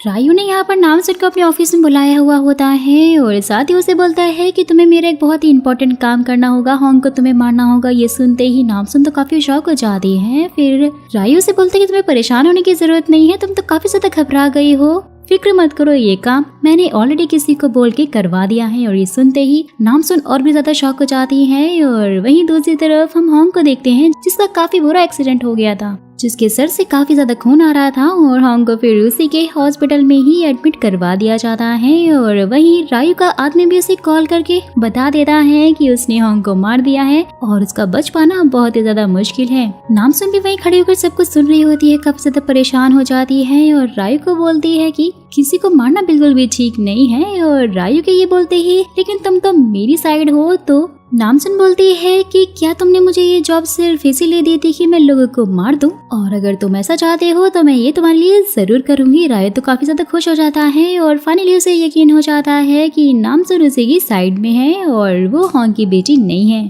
फिर तो नानी भी यहाँ पर अपने हस्बैंड को लेकर हॉस्पिटल में पहुंची हुई होती हैं। जैसे ही उन्हें हॉन्ग के बारे में मालूम चलता है वो सीधा उसे मिलने के लिए पहुंच जाती हैं, लेकिन गार्ड तो उसे अंदर नहीं जाने दे रहे होते हैं और इसलिए वो हल्का सा उसे पुश करती है और गार्ड तो काफी दूर जाके गिर जाता है। हॉन्ग से मिलने के लिए वो सीधा अंदर ही पहुंच जाती है। हॉन्ग की हालत देखकर वो बहुत ज्यादा रोते हुए बोलती है कि मैं उन लोगों को बिल्कुल भी नहीं छोड़ूंगी जिन्होंने तुम्हारा ये हाल किया है। वेल तो उसी टाइम पर उनके पास हॉन्ग की कॉल आ जाती है, जिसे देखते हुए काफी शॉक हो जाती है और हॉन्ग फिर उनसे बोलती है कि फिलहाल के लिए वो ये रोना धोना बंद कर दे क्योंकि हॉन्ग बिल्कुल ठीक है।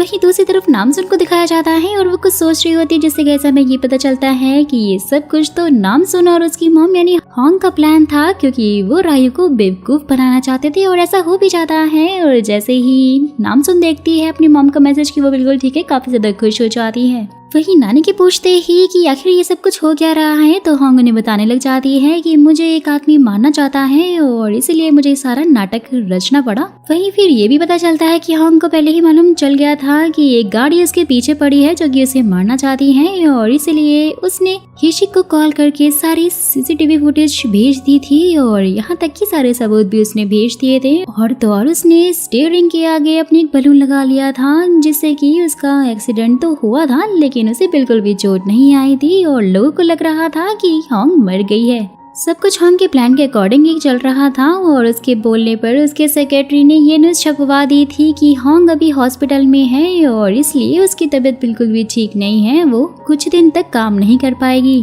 वहीं दूसरी तरफ हिशिक, जिसने की हेरिटेज क्लब में वो सीक्रेट रिकॉर्डर लगा दिया था, किम की सारी बातें सुन लेता है और उसे पता चल जाता है कि ये लोग सबसे पहले लोगों को ड्रग्स की लत लगवाते हैं और फिर उसके बाद उसी का एंटीडोट देकर उनसे बहुत सारे पैसे वसूल कर लेते हैं। वहीं जैसे ही नामसुन रायू के ऑफिस में पहुंचती है, देखती है कि रायू तो अपना एनर्जी ड्रिंक पी रहा होता है और रायू भी फिर उसे बोलता है कि अगर हम इतने अच्छे दोस्त बन ही गए हैं तो हमें साथ में डिनर पर चलना चाहिए। हिसिक और उसका साथी भी ये सब कुछ देख रहे होते हैं और हिसिक को तो काफी ज्यादा जलन हो रही होती है क्योंकि रायू ने नामसुन के शोल्डर पे हाथ जो रखा हुआ था और उसे काफी जलन हो रही होती है। वो भी समझ आता है कि रायू को शायद नामसुन काफी पसंद आ गई है। वहीं हॉन्ग और उसका भाई भी अपने डैड से मिलते हैं, जिनकी हालत नानी ने कुछ ज्यादा ही खराब करके रखी हुई होती है और हॉन्ग का भाई तो ये देखकर बहुत ज्यादा दुखी हो रहा होता है और रो रहा होता है। नानी ने भी यहाँ पर शेफ अंकल को सारी बातें और सारी सिचुएशन बता दी होती है, जहाँ शेफ अंकल कहते हैं कि तुम्हारा जो भी डिसीजन होगा मैं उसमें तुम्हारे साथ हूँ। रायू और नामसुन जब खाना खा रहे होते हैं तो रायू के ये बोलते हैं कि मुझे तुमसे जेलसी होती है कि तुम्हारे पास इतनी सारी पावर है और तुम इतनी ज्यादा स्ट्रांग हो और प्लस तुम्हारी परवरिश तुम्हारे पेरेंट्स ने की है। नामसुन जब उससे पूछते कि तुम्हारे पेरेंट्स कहाँ हैं, तो रायू बोलता है कि मुझे उनके बारे में कुछ भी नहीं पता। जब मैं 5 साल का था तब मुझे रशिया भेज दिया गया था। और दोस्तों उनकी ये सारी बातें हिसिक और उसके साथी भी सुन रहे होते हैं और यहाँ पर रायू इतना ज्यादा हैंडसम लग रहा होता है कि वो लोग तो हिसिक के सामने ही रायू की तारीफ करने लग जाते हैं और यहाँ हिसिक को और ज्यादा जलन होने लग जाती है क्योंकि वो लोग बोल रहे थे कि रायू और नामसुन की जोड़ी वैसे काफी अच्छी लगती है। वेल तो वही सीनियर बॉस की हालत कुछ ज्यादा ही खराब होती जा रही थी और उसे पानी की तलब इतनी ज्यादा लग रही थी कि वो तो समंदर के अंदर ही घुसने लग जाता है। वहाँ पर बैठे कुछ लोगों को लगता है कि शायद वो मरने के लिए जा रहा है, वो तो उसे बचाने के लिए ही जाने लग जाते हैं, जिससे वो उसे यहाँ वहाँ उठाकर फेंक रहा होता है। और जैसे ही वो लोग उसे उठाकर बाहर लेकर आते हैं तो वो दिखाता है कि वो भी एक पुलिस ऑफिसर है और ये बोलकर वहाँ से निकल जाता है। वापसी के टाइम रायू नामसुन से बोलता है कि मैं तुम्हें घर छोड़ देता हूँ।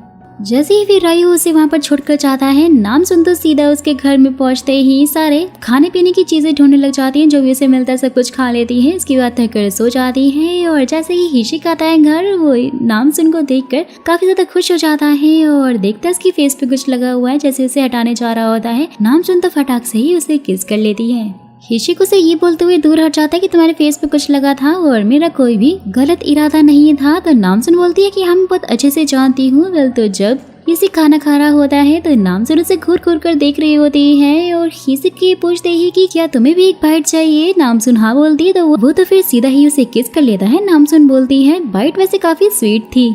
वहीं दूसरी तरफ ब्रेड सॉन्ग भी हॉन्ग से मिलने के लिए हॉस्पिटल पहुंचा हुआ होता है, लेकिन उसे देखते ही वो समझ आता है कि ये तो हॉन्ग की बॉडी है ही नहीं और बाहर जाकर अपने सेक्रेटरी को बोलता है कि वो हॉन्ग नहीं थी। और सेक्रेटरी के ये पूछते ही कि आखिरकार आपको ये बात कैसे पता, तो बोलता है जिस भी लेडी को मैं एक बार देख लेता हूँ तो मैं उसे दोबारा कभी नहीं बोलता हूँ और वो हॉन्ग नहीं है।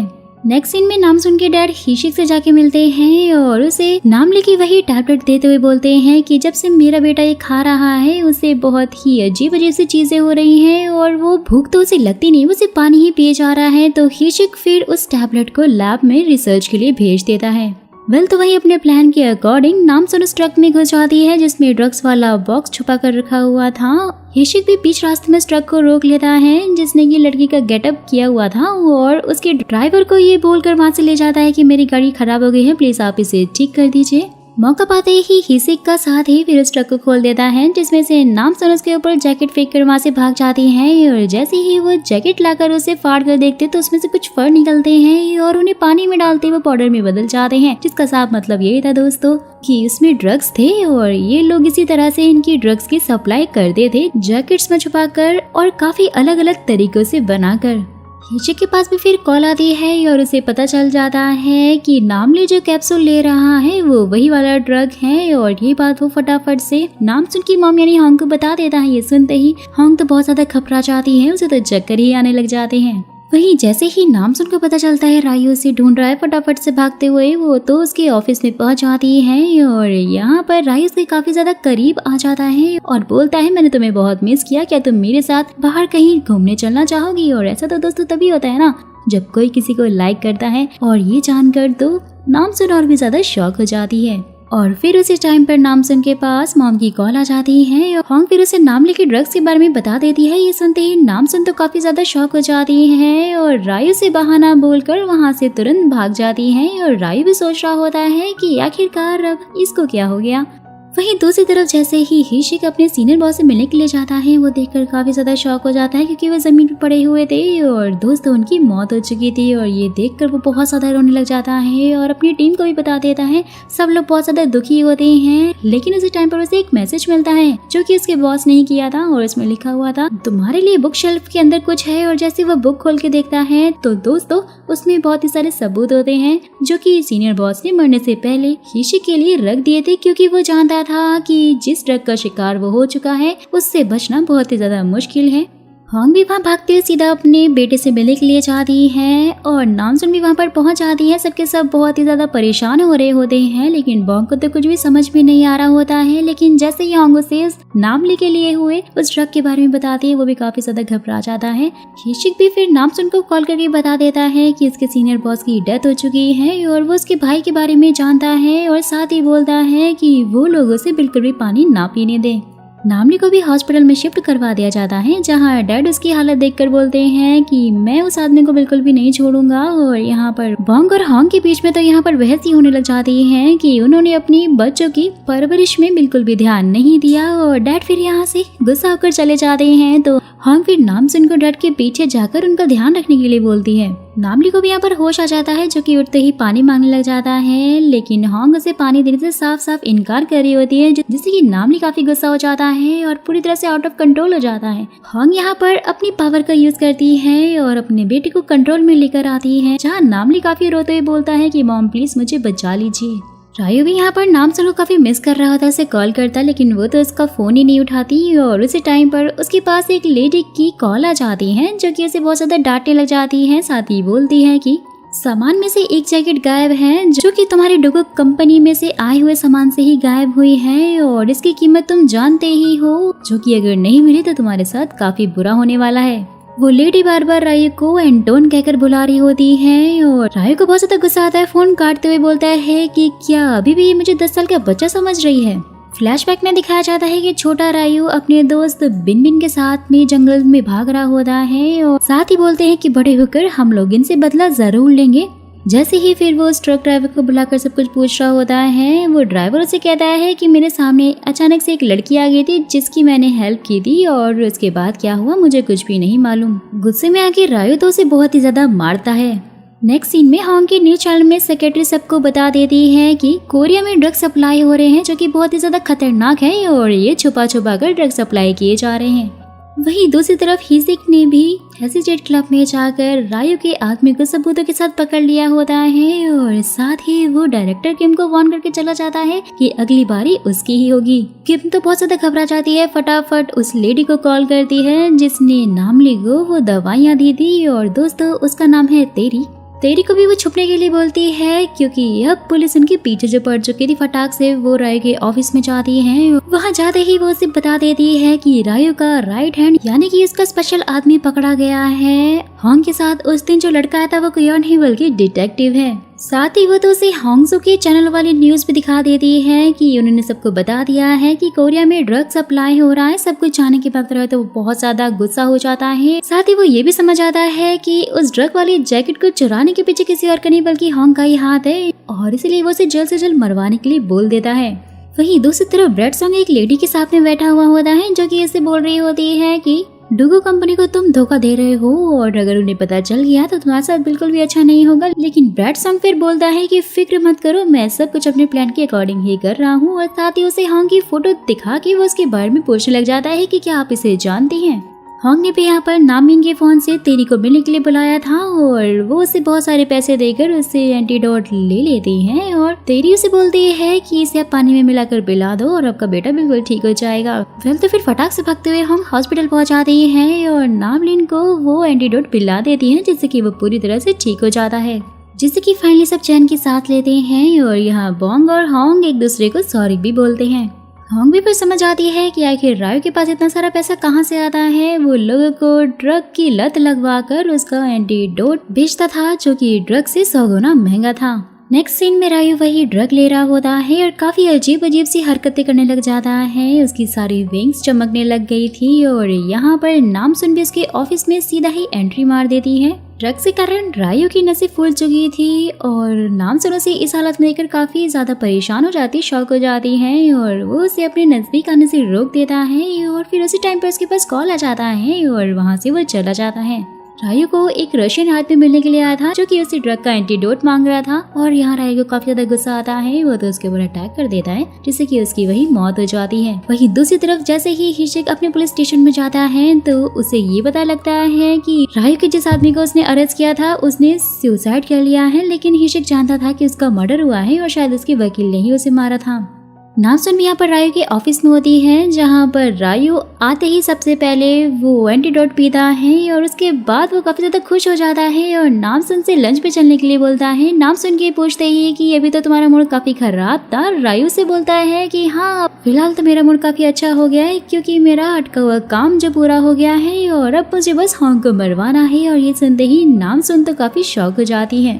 फिर तो वहीं दूसरी तरफ जैसे ही किम होंग को मारने के लिए हॉस्पिटल में पहुंचती है तो वो लेडी अचानक से खड़ी हो जाती है और ये देख के तो किम काफी ज्यादा हैरान हो जाती है कि वो लेडी कोई और नहीं बल्कि पुलिस इंस्पेक्टर थी। दोनों के बीच में फाइट होती है लेकिन यहाँ पर वो किम उस लेडी के ऊपर भारी पड़ रही होती है जहाँ पर तभी होंग भी पहुँच आती है और किम को मारते हुए बोलती है कि रायु से बोल देना कि मैं अभी जिंदा हूँ। रायु और नामसुन भी यहाँ लंच कर रहे होते हैं। रायु के पूछते ही कि वैसे तुम्हारी जिंदगी में दोस्त का मतलब क्या होता है। नामसुन बोलती है जो हमारे सीक्रेट को सीक्रेट रख सके। और ये सुनते ही रायु तो काफी ज्यादा खुश हो जाता है और बोलता है कि तुम्हारे आने के बाद मेरी जिंदगी में दोस्ती के साथ साथ प्यार भी आ गया। और उसी टाइम पर उसके पास कॉल आता है और उसे ये पता चलता है कि होंग तो अभी भी जिंदा है। बहुत ज्यादा गुस्सा हो जाता है और साथ ही नामसुन को बोलता है कि मैं होंग को जिंदा नहीं छोड़ूंगा। नाम सुन के ये पूछते ही कि अब तुम्हारा अगला प्लान क्या होगा तो रायु बोलता है कि मैं होंग के साथ साथ उसकी पूरी फैमिली को मरवा दूंगा, बस एक बार मुझे उसकी खोई हुई बेटी के बारे में पता चल जाए। वहीं होंग भी हिसिक को कॉल करके बता देती है कि उसने तेही को जो पैसों वाला बैग दिया था उसमें उसने ऑलरेडी ट्रैकर फिट कर दिया है और उसी की हेल्प से हिसिक फटाफट से तेही को पकड़ लेता है जो कि बस कोरिया छोड़कर जाने ही वाली थी। जैसे ही नामसुन फिर हिशिक से मिलती है वो उसे सब कुछ सच बताने लग जाती है कि आखिर रायु का प्लान क्या है। वो उसकी मॉम के साथ साथ उसकी पूरी फैमिली को मरवाना चाहता है। और ये सुनते ही हिशिक भी काफी शॉक हो जाता है। नामसुन को अपने घर में रहने के लिए बोलता है क्योंकि ऐसे तो नामसुन की जान को खतरा हो सकता है। वहीं होंग को भी ये खबर लग गई थी कि रायु उसकी फैमिली के पीछे पड़ा है और इसलिए वो फटाफट से अपने हस्बैंड और अपने बेटे के पास में बहुत सारे बॉडीगार्ड्स को भेज देती है जिन्हें देखते ही पहले तो वो काफी ज्यादा डर जाते हैं। लेकिन उसके बाद होंग उन्हें फोन करके सावधान रहने के लिए बोलती है कि उनकी फैमिली पे बहुत बड़ा खतरा आने वाला है। और साथ ही वो अपने बेटे नामिन को भी बोलती है कि तुम ऐसी बहुत अच्छे लगते हो और इसलिए जितना खाना चाहो खा सकते हो। नामिन तो सुनकर काफी खुश हो जाता है। नेक्स्ट सीन में हिशिक तेही के साथ में डील करने लग जाता है कि अगर उसने उसकी हेल्प की वो फिर उसकी सजा को कम करवा सकता है, और यहाँ तेही भी उसकी हेल्प करने के लिए रेडी हो जाती है और उन सब लोगों की लिस्ट लाने के लिए उसे बोलती है जो कि उसके साथ इस ड्रग डीलिंग केस में इन्वॉल्व थे। वहीं दूसरी तरफ नामसुन ने भी हिशिक के घर में बहुत सारा खाना बना के रखा हुआ होता है। साथ ही जैसे ही वो हिशिक को कॉल करके बोलती है कि मैंने तुम्हारे लिए खाना बनाया है, तो बाकी के उसके टीममेट भी सुन लेते हैं, जिससे कि वो लोग तो उसे ही टीज करने लग जाते हैं और ये बोलते हैं कि क्या तुम सच में नामसुन के साथ लिविंग में रह रहे हो, और साथ ही बोलते हैं कि हमें भी भाभी के हाथ का खाना खाना है। वेल तो नेक्स्ट सीन में सबके सब हिशिक के घर पहुंच जाते हैं और नामसुन का बनाया हुआ खाना ठूस ठूस कर खा रहे होते हैं। लेकिन फिर जैसे ही उन्हें ये रियलाइज होता है कि अरे खाने में तो नमक बहुत ज्यादा है, सबका ही मूड खराब हो जाता है। लेकिन हिशिक तो बड़े चाव से खाना खा रहा होता है, जिससे कि बाकी सब भी समझ आते हैं कि ये तो प्यार में पूरा पागल ही हो गया है। नेक्स्ट सीन में जब रायू और नामसुन साथ में होते हैं तो रायू से बोलता है कि मैं तुम्हारा भरोसा जीतना चाहता हूँ, बताओ तो मैं उसके लिए क्या कर सकता हूँ। नामसुन के ये बोलती है कि मैं तुम्हारे बारे में सब कुछ जानना चाहती हूँ, तो रायू उससे बोलता है कि ठीक है, जो भी पूछना है तो पूछ लो। तो नामसुन बोलती है कि डूको कंपनी में लैब और रिसर्च का आखिर क्या काम है, जबकि हमारा काम तो सामान को एक्सपोर्ट करना है। रायू बोलता है कि फिक्र मत करो, मैं तुम्हें जल्दी सब कुछ बता दूंगा।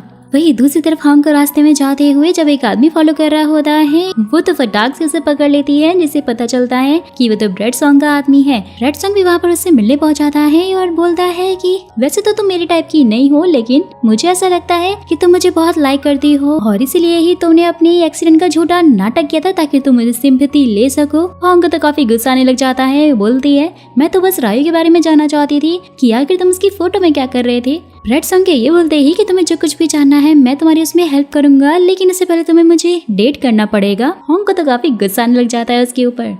यहाँ हिसी के साथ साथ उसके बाकी साथी को भी चिंता हो रही थी कि आखिर वो ड्रग वाली जैकेट कहाँ छुपाए। वेल तो फिर हिसी के दिमाग की बत्ती जलती है और नेक्स्ट सीन में हम हॉन्ग की ऑफिस को देखते हैं, जहाँ पर लोग उस बड़ी सी जैकेट को देखकर डर रहे थे और दोस्त इसमें कोई और नहीं बल्कि हिसी को था, जो कि बहुत ज्यादा फनी लग रहा था। और इसे देख कर तो हॉन्ग भी काफी ज्यादा डर गई थी और वो जैकेट को वहीं पर सेफली रख देता है।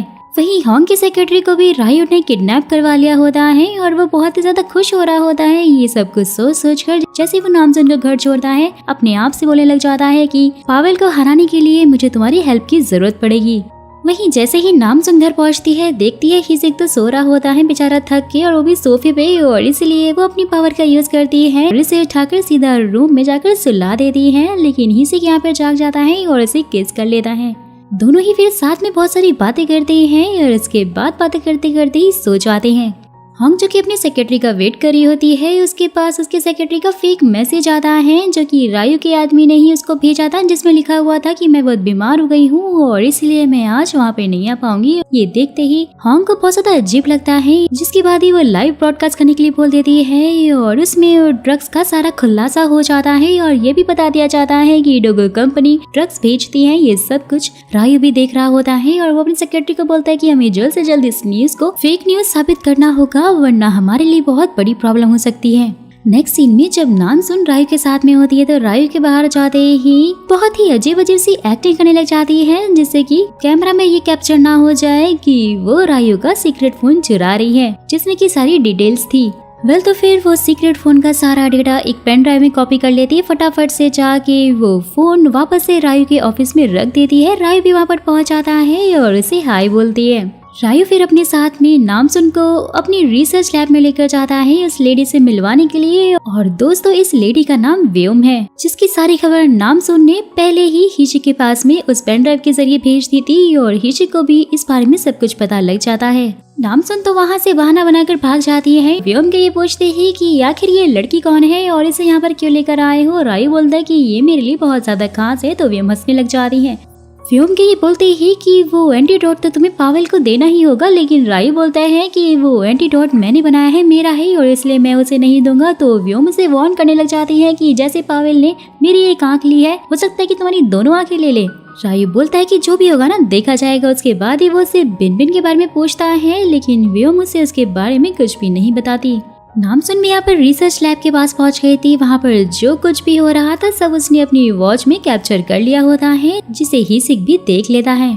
जैसे ही फिर रायू नामसुन को घर छोड़ने के लिए जाता है, बोलता है वो लैब ही मेरे लिए सब कुछ है और आज मैं तुम्हें वहाँ पर ले गया हूँ। और नामसुन के ये बोलते ही कि क्या फियोम एक बहुत ही बुरी लेडी है, रशियन माफिया से मिली हुई है। तो रायू उसे हाँ बोलता है और साथ ही बोलता है कि फिलहाल तुम इन सब चीजों की चिंता करने की कोई जरूरत नहीं है। वही नेक्स्ट सीन में रायू के कुछ लोगों ने नानी को भी किडनैप कर लिया होता है, लेकिन वो तो जानते ही नहीं थे कि नानी आखिर कितनी ज्यादा स्ट्रांग है। वो उनको काफी अच्छे से मजे चखाती है, यहाँ वहाँ उठाकर फेंक रही होती है और सबकी हालत काफी बुरी कर देती है। साथ ही अपनी गाड़ी में बैठकर होंग पर काफी गुस्सा हो रही होती है कि आखिर इस लड़की ने किन लोगों से पंगा ले लिया है।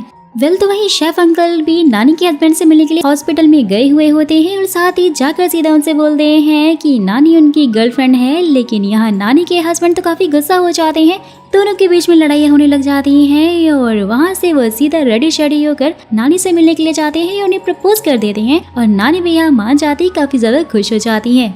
रायू ने भी अपने आदमियों को होंग की बेटी यानी कि नामसुन का पता लगाने के लिए भेजा हुआ था और उसमें से एक आदमी ने नामसुन की वो बिल्डिंग वाली फोटो देख ली होती है जिसमें उसने काफी सारे लोगों की जान आग से बचाई थी। फटाक से वो फोटो रायू को भेज देता है और साथ ही रायू ने उस लड़के के छोटे भाई को भी बुलाया हुआ था जिसकी हेल्प नामसुन कर रही थी। नामसुन की फोटो वो उसे दिखाते हुए पूछता है कि क्या इसका नाम नामसुन है। तो यहाँ वो काफी ज्यादा शॉक हो जाता है जब वो लड़का हाँ बोलता है और इसे तो रायू का पूरी तरह से टूट जाता है, यानी कि जिसे वो इतने टाइम से दैट्स समझ रहा था वो नामसुन है और वो बहुत ज्यादा गुस्सा हो जाता है। नामसुन की फोटो देखकर बोलता है कि आखिर तुमने ऐसा क्यों किया और बहुत ही ज्यादा रोने लग जाता है क्योंकि वो सच में नामसुन से प्यार जो करने लग गया था। तो वहीं होंग की सेक्रेटरी भी होंग के पास पहुंचकर बहुत ज्यादा रो रही होती है। उसे सारी की सारी रायू की सच्चाई बता देती है कि रायू ने उसे ब्लैकमेल करते हुए कहा है कि अगर उसने होंग को धोखा नहीं दिया तो वो उसकी बहन जो कि यूएस में रह रही है उसे मरवा देगा। लेकिन यहाँ पे होंग उसे प्रॉमिस करती है कि तुम्हारी बहन को कुछ भी नहीं होगा और यहाँ पे सेक्रेटरी भी उसका पूरा साथ दे रही है और होंग को धोखा नहीं देती। यहाँ नामसुन और उसका भाई भी अपने डैड को ढूंढ रहे होते हैं जो कि उन्हें कहीं मिलते ही नहीं हैं और फिर नामसुन अपने सुपरनैचुरल पावर से अपने डैड को दूर से देख लेती हैं कि अरे वो तो पार्क में एक्सरसाइज कर रहे हैं। और होंग के पास भी वोंग का कॉल आता है जो कि इसे बहुत ज्यादा डांटने लग जाती है कि आखिर तुम बाहर ऐसे क्यों घूम रहे हो, जानते नहीं हो क्या हम सबकी जान को खतरा है। और नामसुन और उसका भाई भी वहाँ पर पहुँच जाते हैं और अपने डैड को वहाँ से ले जाते हैं। वही राय को भी ये पता लग गया था कि होंग की सेक्रेटरी और नामसुन उन दोनों ने ही मिलकर उसे धोखा दिया है और उसकी बात नहीं सुनी है। राय को काफी गुस्सा आता है और बोलता है कि अच्छा इसीलिए पावेल किसी को भी सेकंड मौका नहीं देता है और जो भी उसे धोखा देता है उसी टाइम उसे मार देता है और इसलिए मुझे भी होंग की सेक्रेटरी और नामसुन को पहले ही मार देना चाहिए था। और वह नामसुन के साथ बिताए गए सारे मोमेंट्स को याद कर करके बहुत ज्यादा दुखी हो रहा होता है। उसकी आंखों में आंसू भी होते हैं क्योंकि उसने सच में नामसुन पे बहुत ज्यादा भरोसा किया था और यहाँ तक कि वो तो उससे प्यार भी करने लग गया था। रायू फिर मीडिया के सामने जाता है और एक जैकेट उन्हें खोलकर दिखाते हुए कहता है कि इसमें तो सिर्फ कॉटन ही है और कोई भी ड्रग्स नहीं है। और यहाँ तक कि होंग तो जानबूझकर उसे फंसाने की कोशिश कर रही है क्योंकि वो उसकी डोगो कंपनी में इन्वेस्ट करना चाहती थी, लेकिन मैंने उसे नहीं करने दिया। वो मुझसे बदला लेना चाहती है इसलिए झूठी अफवाहें फैला रही है। तो फिर सब कुछ जाने के बाद नामसुन भी हिशिक को कॉल करके बोलती है कि मैंने जो तुम्हें उसकी लैब रिसर्च की फोटो भेजी थी फटाफट से उसे वायरल कर दो जिससे सबको उसकी असलियत के बारे में मालूम चल जाए। हिशिक भी बिल्कुल वैसा ही करता है, रायू के लैब के वीडियो को वायरल कर देता है। वही दूसरी तरफ तेही जिसने हिशिक की बात मान ली होती है वो भी डायरेक्टर किम के साथ में बैठी हुई होती है और उसे बहुत सारी ड्रिंक पिला देती है और सारे के सारे वीआईपी कस्टमर की लिस्ट निकालकर हिशिक को भेज देती है। यहाँ पर होंग भी अपनी पूरी फैमिली को पिकनिक करवाने के लिए अपने बुसान वाले घर में लेकर आई हुई होती है। नामसुन भी उसके साथ में होती है जो कि अपनी मंगोलिया वाले मॉम को देखकर बहुत ही ज्यादा खुश हो जाती है और यही उसके लिए सरप्राइज रखा गया था। डैड भी उन्हें थैंक्स बोलते हैं क्योंकि उन्होंने अभी तक उसकी बेटी का इतना अच्छे से ख्याल जो रखा था, उसे पाल पोष कर बड़ा और जिम्मेदार जो बनाया था। तो नामसुन अपनी मॉम को अपनी बॉयफ्रेंड यानी कि हिसी के बारे में बता देती है जिससे कि वो भी काफी खुश होते हुए बोलती है तुम्हारा बॉयफ्रेंड तो काफी ज्यादा हैंडसम है। और फिर नामसुन और उसकी मॉम सबके सामने मंगोलिया वाला डांस करके दिखाते हैं। ये लोग यहाँ पर काफी ज्यादा मस्ती कर रहे होते हैं। रायू भी यहाँ पर नामसुन की लोकेशन को ट्रेस करने की कोशिश कर रहा होता है लेकिन वो उसे मिलती नहीं। उसे काफी ज्यादा गुस्सा आता है, बोलता है कि मैं किसी को नहीं छोड़ूंगा, सबको मार डालूंगा। नामसुन भी यहाँ पर जब हिसी को कॉल कर रही होती है तो वो उसका कॉल नहीं उठाता और ये पता चलता है कि हिशिक और साथ ही उसके साथियों को जेल में बंद कर दिया गया है। लेकिन उसके बाद भी सब लोग काफी ज्यादा खुश होते हैं और जेल में ही एंजॉय करने लग जाते हैं। और वहीं हॉन्ग को भी बुसान में रेड सॉन्ग मिल जाता है, जिसे देखते ही वो काफी ज्यादा शॉक हो जाती है और दोनों को लग रहा था कि शायद वो दोनों ही एक दूसरे का पीछा कर रहे हैं। लेकिन फिर ये पता चलता है कि रेड सॉन्ग तो बुसान में ही पला बड़ा है और इसके बाद ही वो सोल में शिफ्ट हो गया था। हॉन्ग और रेड सॉन्ग आपस में बात कर ही रहे होते हैं, जहाँ पर तभी हॉन्ग का हस्बैंड यानी बॉन्ग अपने बेटे नामिन के साथ में पहुंच जाता है। पहले तो बहुत खुश होता है, लेकिन जैसे ही हॉन्ग रेड सॉन्ग के साथ में देखता है बहुत ही ज्यादा जेलसी होने लग जाती है उसको, और वो तो ये समझ रहा था कि शायद ये हॉन्ग का नया बॉयफ्रेंड है। वहीं दूसरी तरफ वाजा भी अपने दोस्तों के साथ में होती है, जो कि मस्त पार्टी कर रही होती है, क्योंकि दोस्तों हॉन्ग ने उसे अपनी सेकंड बेटी जो बना लिया था, क्योंकि वो काफी अच्छे काम करने लग गई थी। हॉन्ग ने उसे अडॉप्ट कर लिया था और साथ ही उसकी सारी पढ़ाई का खर्चा भी वही उठा रही थी। वाजा अपने दोस्तों को ये सब कुछ बता रही होती है कि अब फाइनली वो अपनी एक डिसेंट लाइफ स्टार्ट करेगी। तो फिर जैसे ही वो वहाँ से जा रही होती है, रायू भी वहाँ पर पहुँच जाता है और कहता है कि मैंने तो तुमसे पहले कहा था कि मुझसे झूठ मत बोलना और मुझे धोखा मत देना। यानी कि दोस्तों ये सब कुछ रायू ने ही करवाया था। और उसी टाइम पर वाजा के फोन पे हॉन्ग की कॉल आ रही होती है, जिसे कि रायू ने उठा लिया था और हॉन्ग से बात कर रही होती है, लेकिन रायू यहाँ पर कुछ भी नहीं बोलता और इसलिए हॉन्ग को वाजा की काफी चिंता होने लग जाती है। यहाँ पर शेफ अंकल के रेस्टोरेंट में पहुंच के नानी को पता चलता है कि उन्हें किसी ने किडनैप कर लिया है। वो फटाफट से इस प्लेस पे पहुंच जाती हैं और साथ ही उन गुंडों को काफी अच्छे से मजा चखा रही होती, बहुत मार रही होती है। देखते ही शेफ अंकल तो और भी ज्यादा शॉक हो जाते हैं कि उनकी गर्लफ्रेंड आखिर कितनी ज्यादा स्ट्रांग है। हिचिको और उसके साथियों को भी जेल से बाहर निकलवा लिया जाता है, क्योंकि अब न्यू कमिश्नर जो आ गया था और वो उन्हें पूरा सपोर्ट कर रहा था ड्रग माफिया केस में। और नेक्स्ट सीन पे हम रायू को देखते हैं, जिसने अपने ड्रग्स खाए हुए होते हैं, बहुत ज्यादा पावरफुल हो जाता है और जैसे ही कमिश्नर अपनी गाड़ी से जा रहा होता है, उसकी गाड़ी को रोक के और बहुत ही बेरहमी से वो उस न्यू कमिश्नर को मार डालता है। नामसुन को भी यहाँ पर वाजा के फोन से मैसेज आता है कि मैं अब मर चुकी हूँ और दोस्तों ये कोई और नहीं बल्कि रायू ही कर रहा था। और उसने लिखा था कि वाजा ने तुम्हारे बारे में कुछ भी नहीं बताया और इसलिए मैंने उसे मार दिया और अगला नंबर तुम्हारा है। ये सुनते ही नामसुन काफी शॉक हो जाती है। हिचिको और उसके साथी जैसे ही हॉन्ग के घर में खाना खा रहे होते हैं, अचानक से नानी और शेफ अंकल वहाँ पे रोमांटिक होते हुए पहुँच जाते हैं और ये देखते ही वो सब के सब फटाक से टेबल के नीचे छुप जाते हैं। वो लोग वहाँ पे काफी डांस करते हैं और काफी एंजॉय कर रहे होते हैं। और जैसे ही शेफ अंकल और नानी वहाँ से जाते हैं, सबके सब बाहर निकल कर आते हैं। हिची के पास कॉल आता है कि न्यू कमिश्नर की मौत हो गई है, यानी कि उन्हें किसी ने मार दिया है। नेक्स्ट सीन में हॉन्ग और उसकी फैमिली और नामसुन सबके सब वाजा के फ्यूनरल पर पहुंचे हुए होते हैं और वाजा की साल में देखकर सब बहुत ज्यादा दुखी होते हैं। जहां पर सारा का सारा ब्लेम नामसुन जब अपने ऊपर ले रही होती है, तो उसके दोस्त बोलते हैं कि इसमें तो आपकी कोई गलती थी नहीं और अगर वाजा नामसुन बन के ना जाती तो आज उसके साथ ये सब कुछ नहीं होता। हॉन्ग तो बहुत ज्यादा सैड होती है और वो तो इतनी ज्यादा दुखी होती है जैसे कि इसने सच में अपनी बेटी को खो दिया हो। गुस्से में बोल रही होती है कि एक बार बस रायू मुझे मिल जाए, मैं उसे जिंदा नहीं छोड़ूंगी।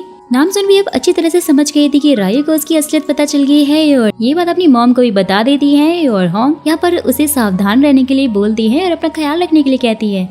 नामसुन फिर हिस्से के पास पहुंचाती है, सब कुछ उसे सच बता देती है कि रायू ने वाजा को मार दिया है और उसे मेरे बारे में सब पता चल गया है। और यहाँ हिशी काफी परेशान हो जाता है। नामसुन फिर रायू को कॉल करके बोलती है कि बेगुनाह लोगों को मारने की वजह मेरे सामने आओ। रायू के ये पूछते ही कि क्या तुम मेरी कंपनी में मेरी जासूसी करने के लिए आई थी, तो नामसुन उसे हाँ बोलती है और साथ ही बोलती है कि मैं जल्द ही तुम्हें पकड़ लूंगी। रायू के ये पूछते ही कि हमारे बीच में जो कुछ भी था क्या वो सब झूठ था, तो नामसुन हाँ बोलती है। तो रायू भी उसे बोलता है कि तुम्हें जो कुछ करना है कर लो, लेकिन मुझे कभी भी पकड़ नहीं सकती। और दोस्तों यहाँ पर हमें ये पता चलता है कि नामसुन से वो अपनी बातों में उलझा रही थी और यहाँ पर हिशिको और उसकी टीम ने रायू का फोन हैक कर लिया था, जिससे कि उन्हें सब कुछ पता चल जाता है कि वो आखिर किससे बात कर रहा है और वो कहाँ जा रहा है। साथ ही फिर उनको ये भी पता चल जाता है कि रायू पावेल के साथ नहीं बल्कि उसके खिलाफ है और वो उसे किसी चीज का सबक सिखाना चाहता है।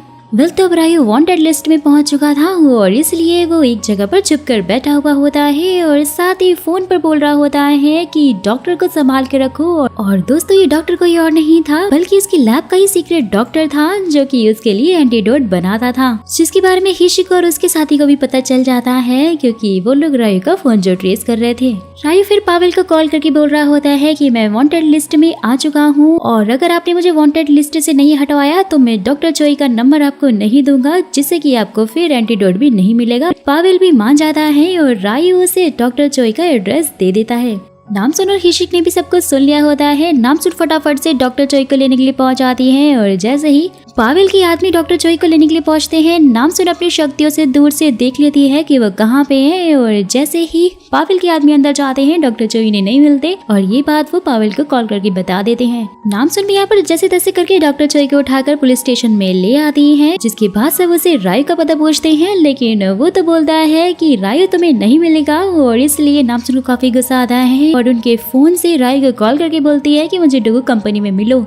वहीं दूसरी तरफ जैसे रायु को मालूम चलता है कि उसका फोन हैक हो चुका है, वो तो नामसुन के बारे में सोचने लग जाता है कि आखिर उसने उसको कैसे और किस तरह से फंसाया। सब कुछ जानने के बाद रायु को इतना गुस्सा आता है और जोरों से चीखने लग जाता है। जैसे ही सेक्रेटरी आके रायु को नामसुन की मंगोलिया वाली मॉम के बारे में बताता है, वो तो उसे सीधा सीधा ऑर्डर देने लग जाता है कि सबको जाकर मार दो। सारी की सारी बातें रायु फटाक से कॉल करके नामसुन को बता देता है कि तुम्हारी मंगोलिया वाली मॉम मेरे पास है और अगर तुम उन्हें जिंदा देखना चाहती हो तो मुझसे अकेले वेयर हाउस में आकर मिलो। नामसुन तो बहुत ज्यादा रोने लग जाती है, सैड हो जाती है। वहीं दूसरी तरफ ये पता चलता है कि ब्रेड सॉन्ग के साथ जो लेडी थी उसका नाम सुजन है, जो कि ड्रग्स बेचने लग गई थी और ये कोई और नहीं बल्कि हॉन्ग की पुरानी दोस्त थी, लेकिन हॉन्ग से बहुत ज्यादा जलती थी और इसलिए वो हॉन्ग के खिलाफ हो गई थी। अपने आदमियों को बुलाकर हॉन्ग को मरवाने लगती है, लेकिन जैसे कि हम जानते हैं कि हॉन्ग के पास सुपरनेचुरल पावर है और वो सबको उठा उठाकर यहाँ वहाँ फेंक रही होती है। वही दूसरी तरफ जैसे ही नामसुन जाके रायु से मिलती है तो रायु उसे वही ड्रग देते हुए बोलता है कि मैं जानता हूँ तुम्हारे पास बहुत सारी पावर है और तुम्हें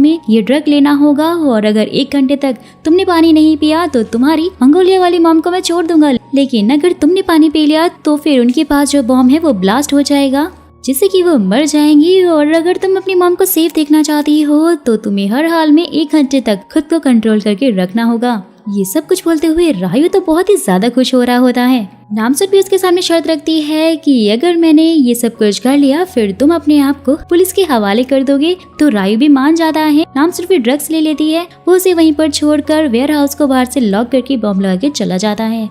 तो उसने ये सारी वीडियो बनाकर हॉन्ग को भेज दी होती है, जिसे देखते ही हॉन्ग बहुत ज्यादा घबरा जाती है और नामसुन को बचाने के लिए अपनी बाइक पर निकल जाती है और साथ ही उसने हिशिक को भी नामसुन के बारे में बता दिया होता है। वो भी अपनी गाड़ी से फुल स्पीड में निकल जाता है। लेकिन जैसे जैसे नामसुन वीक हो रही थी उसकी मॉम भी वीक पड़ती जा रही थी और वो ये सोचती है कि शायद अगर उन्होंने पानी पिया तो नामसुन की प्यास बुझ जाएगी और वो बहुत सारा पानी पीती है, लेकिन दोस्तों इससे कुछ भी फर्क नहीं पड़ता। नामसुन की पावर दिन पर दिन खराब होती जा रही होती है। हॉन्ग भी उसका कनेक्शन फील नहीं कर पा रही होती है और वहीं दूसरी तरफ नानी जो कि शेफ अंकल के साथ में टेंपल में गई हुई होती हैं, वहाँ पर उन्हें भी एहसास हो जाता है कि उनके बच्चों की जान खतरे में है। हॉन्ग को वो कॉल करके पूछती है तो यहाँ पर हॉन्ग रोते हुए उन्हें बताती है कि मॉम प्लीज मेरी बेटी को बचा लीजिए, जिससे कि फिर नानी भी शेफ अंकल को थैंक्स बोलती है क्योंकि उन्होंने अभी तक उनका साथ दिया था और साथ ही बोलती है कि अब वो फाइनली अपनी पूरी पावर्स को यूज करने वाली है और शायद उसके बाद उनकी जान बचे ना बचे वो ये नहीं जानती। फटाक से फिर नानी बुद्धा की मूर्ति के पास पहुंचाती है और उन्हें बोलती हैं कि भले ही आप मेरी जान ले लो लेकिन मेरे बच्चों की जान को बख्श दो। और ये बोलते हुए वो फिर अपनी पूरी पावर से बुद्धा की मूर्ति को उठाती हैं, जिससे कि उनकी पावर बहुत ही ज्यादा इनहेंस हो जाती है, जिससे कि दोस्तों हॉन्ग के साथ साथ नामसुन को भी उनकी पावर फील हो जाती है और इन दोनों को भी होश आ गया था। नामसुन के अंदर बहुत सारी पावर्स आ चुकी होती हैं। वो फटाक से उठती है, सीधा ही वेयर हाउस का गेट तोड़ देती है, लेकिन गेट पे बॉम्ब लगा था उसको अपनी पूरी ताकत के साथ सीधा आसमान में उछालती है, जहाँ पर बॉम्ब ब्लास्ट हो जाता है। रायु ने भी सब कुछ देख लिया होता है, फटाफट से अपना ड्रग लेता है, सीधा नामसुन के पास पहुंचता है और उसे उठाकर यहाँ वहाँ पटक रहा होता है क्योंकि नामसुन के ऊपर फिलहाल अभी ड्रग का असर था और साथ ही वो बोलता है कि ड्रग मैंने बनाया है जिससे कि जल्दी तुम पैरालाइज हो जाओगी। नामसुन के पास एक रॉड फेंकता है, लेकिन नामसुन उसे पकड़ लेती है और ये सब कुछ बंद करने के लिए बोलती है और वो रॉड सीधा रायु को मारती है, जो कि उसे लग जाती है और उसको ब्लीडिंग होने लगती है। हिशिक भी वहाँ पर फटाक से पहुंच जाता है और रायु को अपने आप को सरेंडर करने के लिए बोलता है, लेकिन इसके बाद भी रायु वो रॉड नामसुन की तरफ फेंकता है, नामसुन नीचे गिर जाती है। हिशिक जैसे ही उसे देखने जाता है और पीछे मुड़ के देखता है, रायु वहाँ से गायब हो चुका था।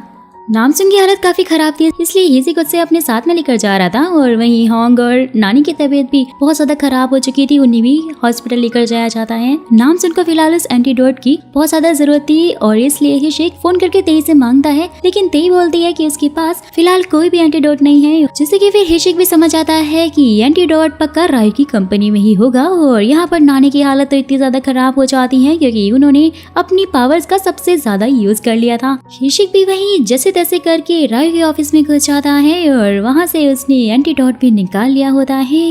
वहीं दूसरी तरफ शेफ अंकल नानी को इस हालत में देखकर बहुत ज्यादा रो रहे होते हैं, दुखी होते हैं। नानी का हस्बैंड भी उन्हें दूर से देखता है, जिससे कि वो भी समझ आता है कि शेफ अंकल नानी को कितना ज्यादा प्यार करते हैं। हॉन्ग को भी वही सेम हॉस्पिटल में लाया जा रहा था और बॉन्ग उसके साथ में होता है। जैसे ही हॉन्ग को होश आता है, फटाफट से नामसुन के पास जाती है, लेकिन देखती है कि हिशिक ने तो उसे ऑलरेडी एंटीडोट पिला दिया होता है। लेकिन भाई इस भाग दौड़ के चक्कर में हिशिक बहुत ज्यादा थक जाता है और वहीं पर बेहोश हो जाता है। और यहाँ पर जैसे ही हिशिक को मैसेज कर रही होती है तो डायरेक्टर कीम उसे देख लेती है और वहाँ से उसे लेकर जा रही होती है। लेकिन तभी हिशिक के साथ ही वहाँ पर पहुँच जाते हैं और उन दोनों को ही अरेस्ट कर लेते हैं। जैसे ही फिर हॉन्ग अपनी मॉम के पास आती है, उन्हें देखकर बहुत ज्यादा रो रही होती है क्योंकि नानी की तबीयत काफी ज्यादा खराब थी, क्योंकि उन्होंने अपनी पावर का सबसे ज्यादा यूज जो कर लिया था। जैसे ही हॉन्ग बोलते हैं कि मॉम प्लीज आप उठ जाइए, ये सारी गलती मेरी थी, आप जो मांगेगी मैं आपको दूंगी। नानी को तो उसी टाइम पर होश आ जाता है। हॉन्ग को बोलते हैं कि अपना प्रॉमिस मत भूलना और हॉन्ग भी खुश हो जाती है।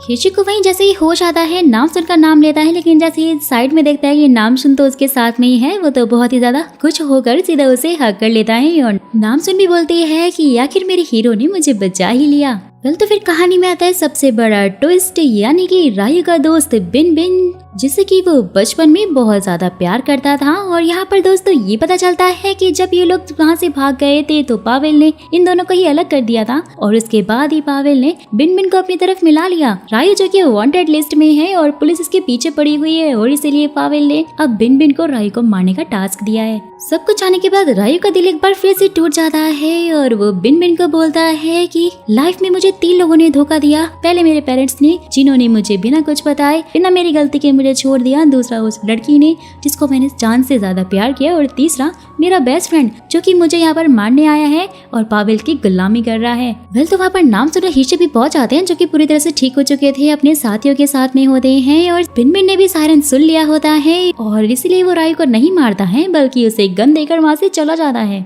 तो फिर रायू भी समझ आता है कि अब उसके पास बचने का और कोई भी चांस नहीं है और इसलिए जैसे ही सब लोग अंदर आते हैं, उसे अपने आप को सरेंडर करने के लिए बोल रहे होते हैं। रायू तो अपने ऊपर गन तान लेता है और साथ ही बोलता है कि मैं मरूंगा तो शान से मरूंगा। और ये बोलते ही वो तो गोली चला देता है।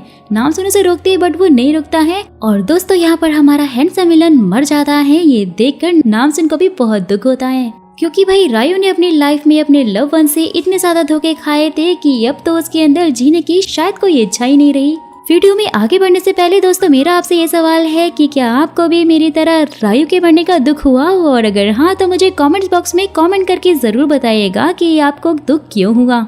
हिशिक भी फिर उनकी टीम के खिलाफ सारे सबूत ढूंढने लग जाता है, जिससे कि वो इस माफिया की ड्रग डीलिंग वाली जड़ को ही खत्म कर सके। जिसके बाद ये फिर नामसुन शॉप पर पहुंच जाती है, जहां से उसे डॉक्टर चोई मिला था। और यहाँ पर जाके उसे ये पता चलता है कि रायू ने सारे के सारे एंटीडोट तो उसी शॉप में छुपा कर रखे हुए थे और इसलिए हिशिक भी फिर उस शॉप ओनर को पकड़ लेता है। हॉन्ग ने भी यहाँ पर जैसे तैसे करके उस एंटीडोट बनाने वाले डॉक्टर चोई से, जो कि थोड़ा साइको था, उससे सारा का सारा सीक्रेट निकलवा लिया होता है। और जैसे ही उसे ये पता चलता है फ्रेड सॉन्ग तो भाग गया है, वो सीधा उसके मैनेजर से जाकर मिलती है, जहाँ मैनेजर उसे बोलता है कि ब्रेड सॉन्ग मेरे लिए 10 मिलियन वॉन छोड़ कर गया है। ये सब कुछ होने वाला है हॉन्ग तो पहले से जानती थी और इसलिए वो सुजन के पास जाकर पूछती है कि आखिर ब्रेड सॉन्ग कहाँ है। तो वो भी उसे उसका पता बता देती है कि उसने उसे शिप में छुपाकर इटली भेज दिया है। शेफ अंकल और नानी भी यहाँ पर साथ में होते हैं, जहाँ फाइनली इनके बीच भी सारी प्रॉब्लम सॉल्व हो गई थी और दोनों ही साथ में काफी खुश थे। सो दोस्तों यहाँ पर कहानी में एक और ट्विस्ट आता है कि रायू ने कमिश्नर को मारा नहीं था, बल्कि उसे कहीं छुपा कर रखा हुआ था, जो कि अब छूट गया था। और वो हिशिक के साथ साथ उसकी टीम को भी प्रमोशन देता है और तो और यहाँ पर नामसुन को भी अवार्ड मिलता है, क्योंकि उसने पुलिस की इतनी हेल्प जो की थी और साथ ही उसे पुलिस में भी शामिल कर लिया जाता है, यानी कि अब उसे भी डिटेक्टिव बना दिया गया। ये सब कुछ देखकर नामसुन की फैमिली वाले और हॉन्ग तो कुछ ज्यादा ही खुश हो जाते हैं।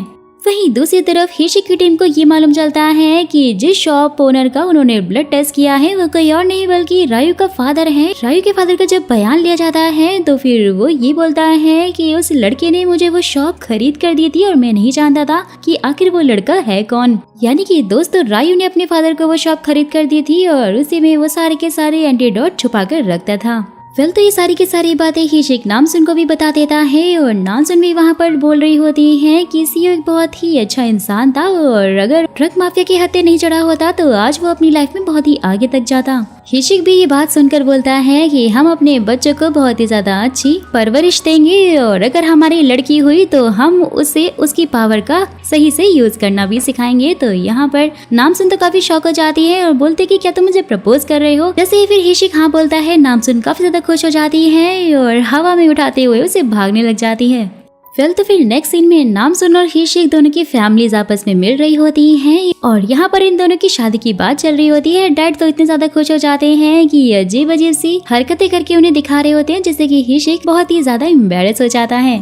फिर ऐसे ही धीरे धीरे दिन बीतते जाते हैं और हिशिक और नामसुन ज्यादातर रोमांस करते ही पाए जाते हैं। वहीं दूसरी तरफ हमें खून से सने एक आदमी को दिखाया जाता है जिसने बहुत सारे लोगों को मार दिया होता है। जैसे ही वो अपना मुंह धोता है, यहाँ पर गाइस पता चलता है ये कोई और नहीं बल्कि ब्रेड सॉन्ग है, यानी कि पावेल का लीडर ब्रेड सॉन्ग है, जिसके बारे में हॉन्ग को भी उसकी फोटो देखकर पता चल जाता है। नामसुन फाइनली अपनी ड्यूटी पर होती है जहाँ पर एक गुंडा उसे तंग कर रहा होता है और अपनी शक्तियों का वो यूज कर रही होती है, लेकिन हिशिक उसे आकर रोकते हुए बोलता है कि हर जगह शक्तियों का यूज करना सही नहीं है और वो गुंडों को मारने लग जाता है। जहाँ पर उसके साथी उसे पकड़ते हैं और वो गुंडा वहाँ से बचकर भाग जाता है। लेकिन भाई नामसुन के होते हुए कैसे भाग सकता था। नामसुन जंप करते हुए जाती है, फटाफट से उसे पकड़ लेती है और बोलती है कोशिश हमेशा उतनी करो कि बुराई जीत ना पाए और अब से ऐसा यही होगा क्योंकि मैं हूँ स्ट्रॉन्ग गर्ल नामसुन। और ऐसे ही दोस्तों इस ड्रामा की हैप्पी एंडिंग हो जाती है। वेल तो हमें एक और सीन दिखाया जाता है जहाँ पर ये पता चलता है हॉन्ग भी अपनी एक कजिन से मिलने के लिए गई हुई होती है। हॉन्ग ने उसे उसका रेस्टोरेंट ठीक करने के लिए पैसे दिए हुए होते हैं, लेकिन रेस्टोरेंट तो वैसा का वैसा ही होता है। जैसे ही हॉन्ग इसका कारण पूछती है तो वो बोलते हैं कि सारे के सारे पैसे तो मेरे बेटे चोंग सोंग के ऊपर खत्म हो जाते हैं।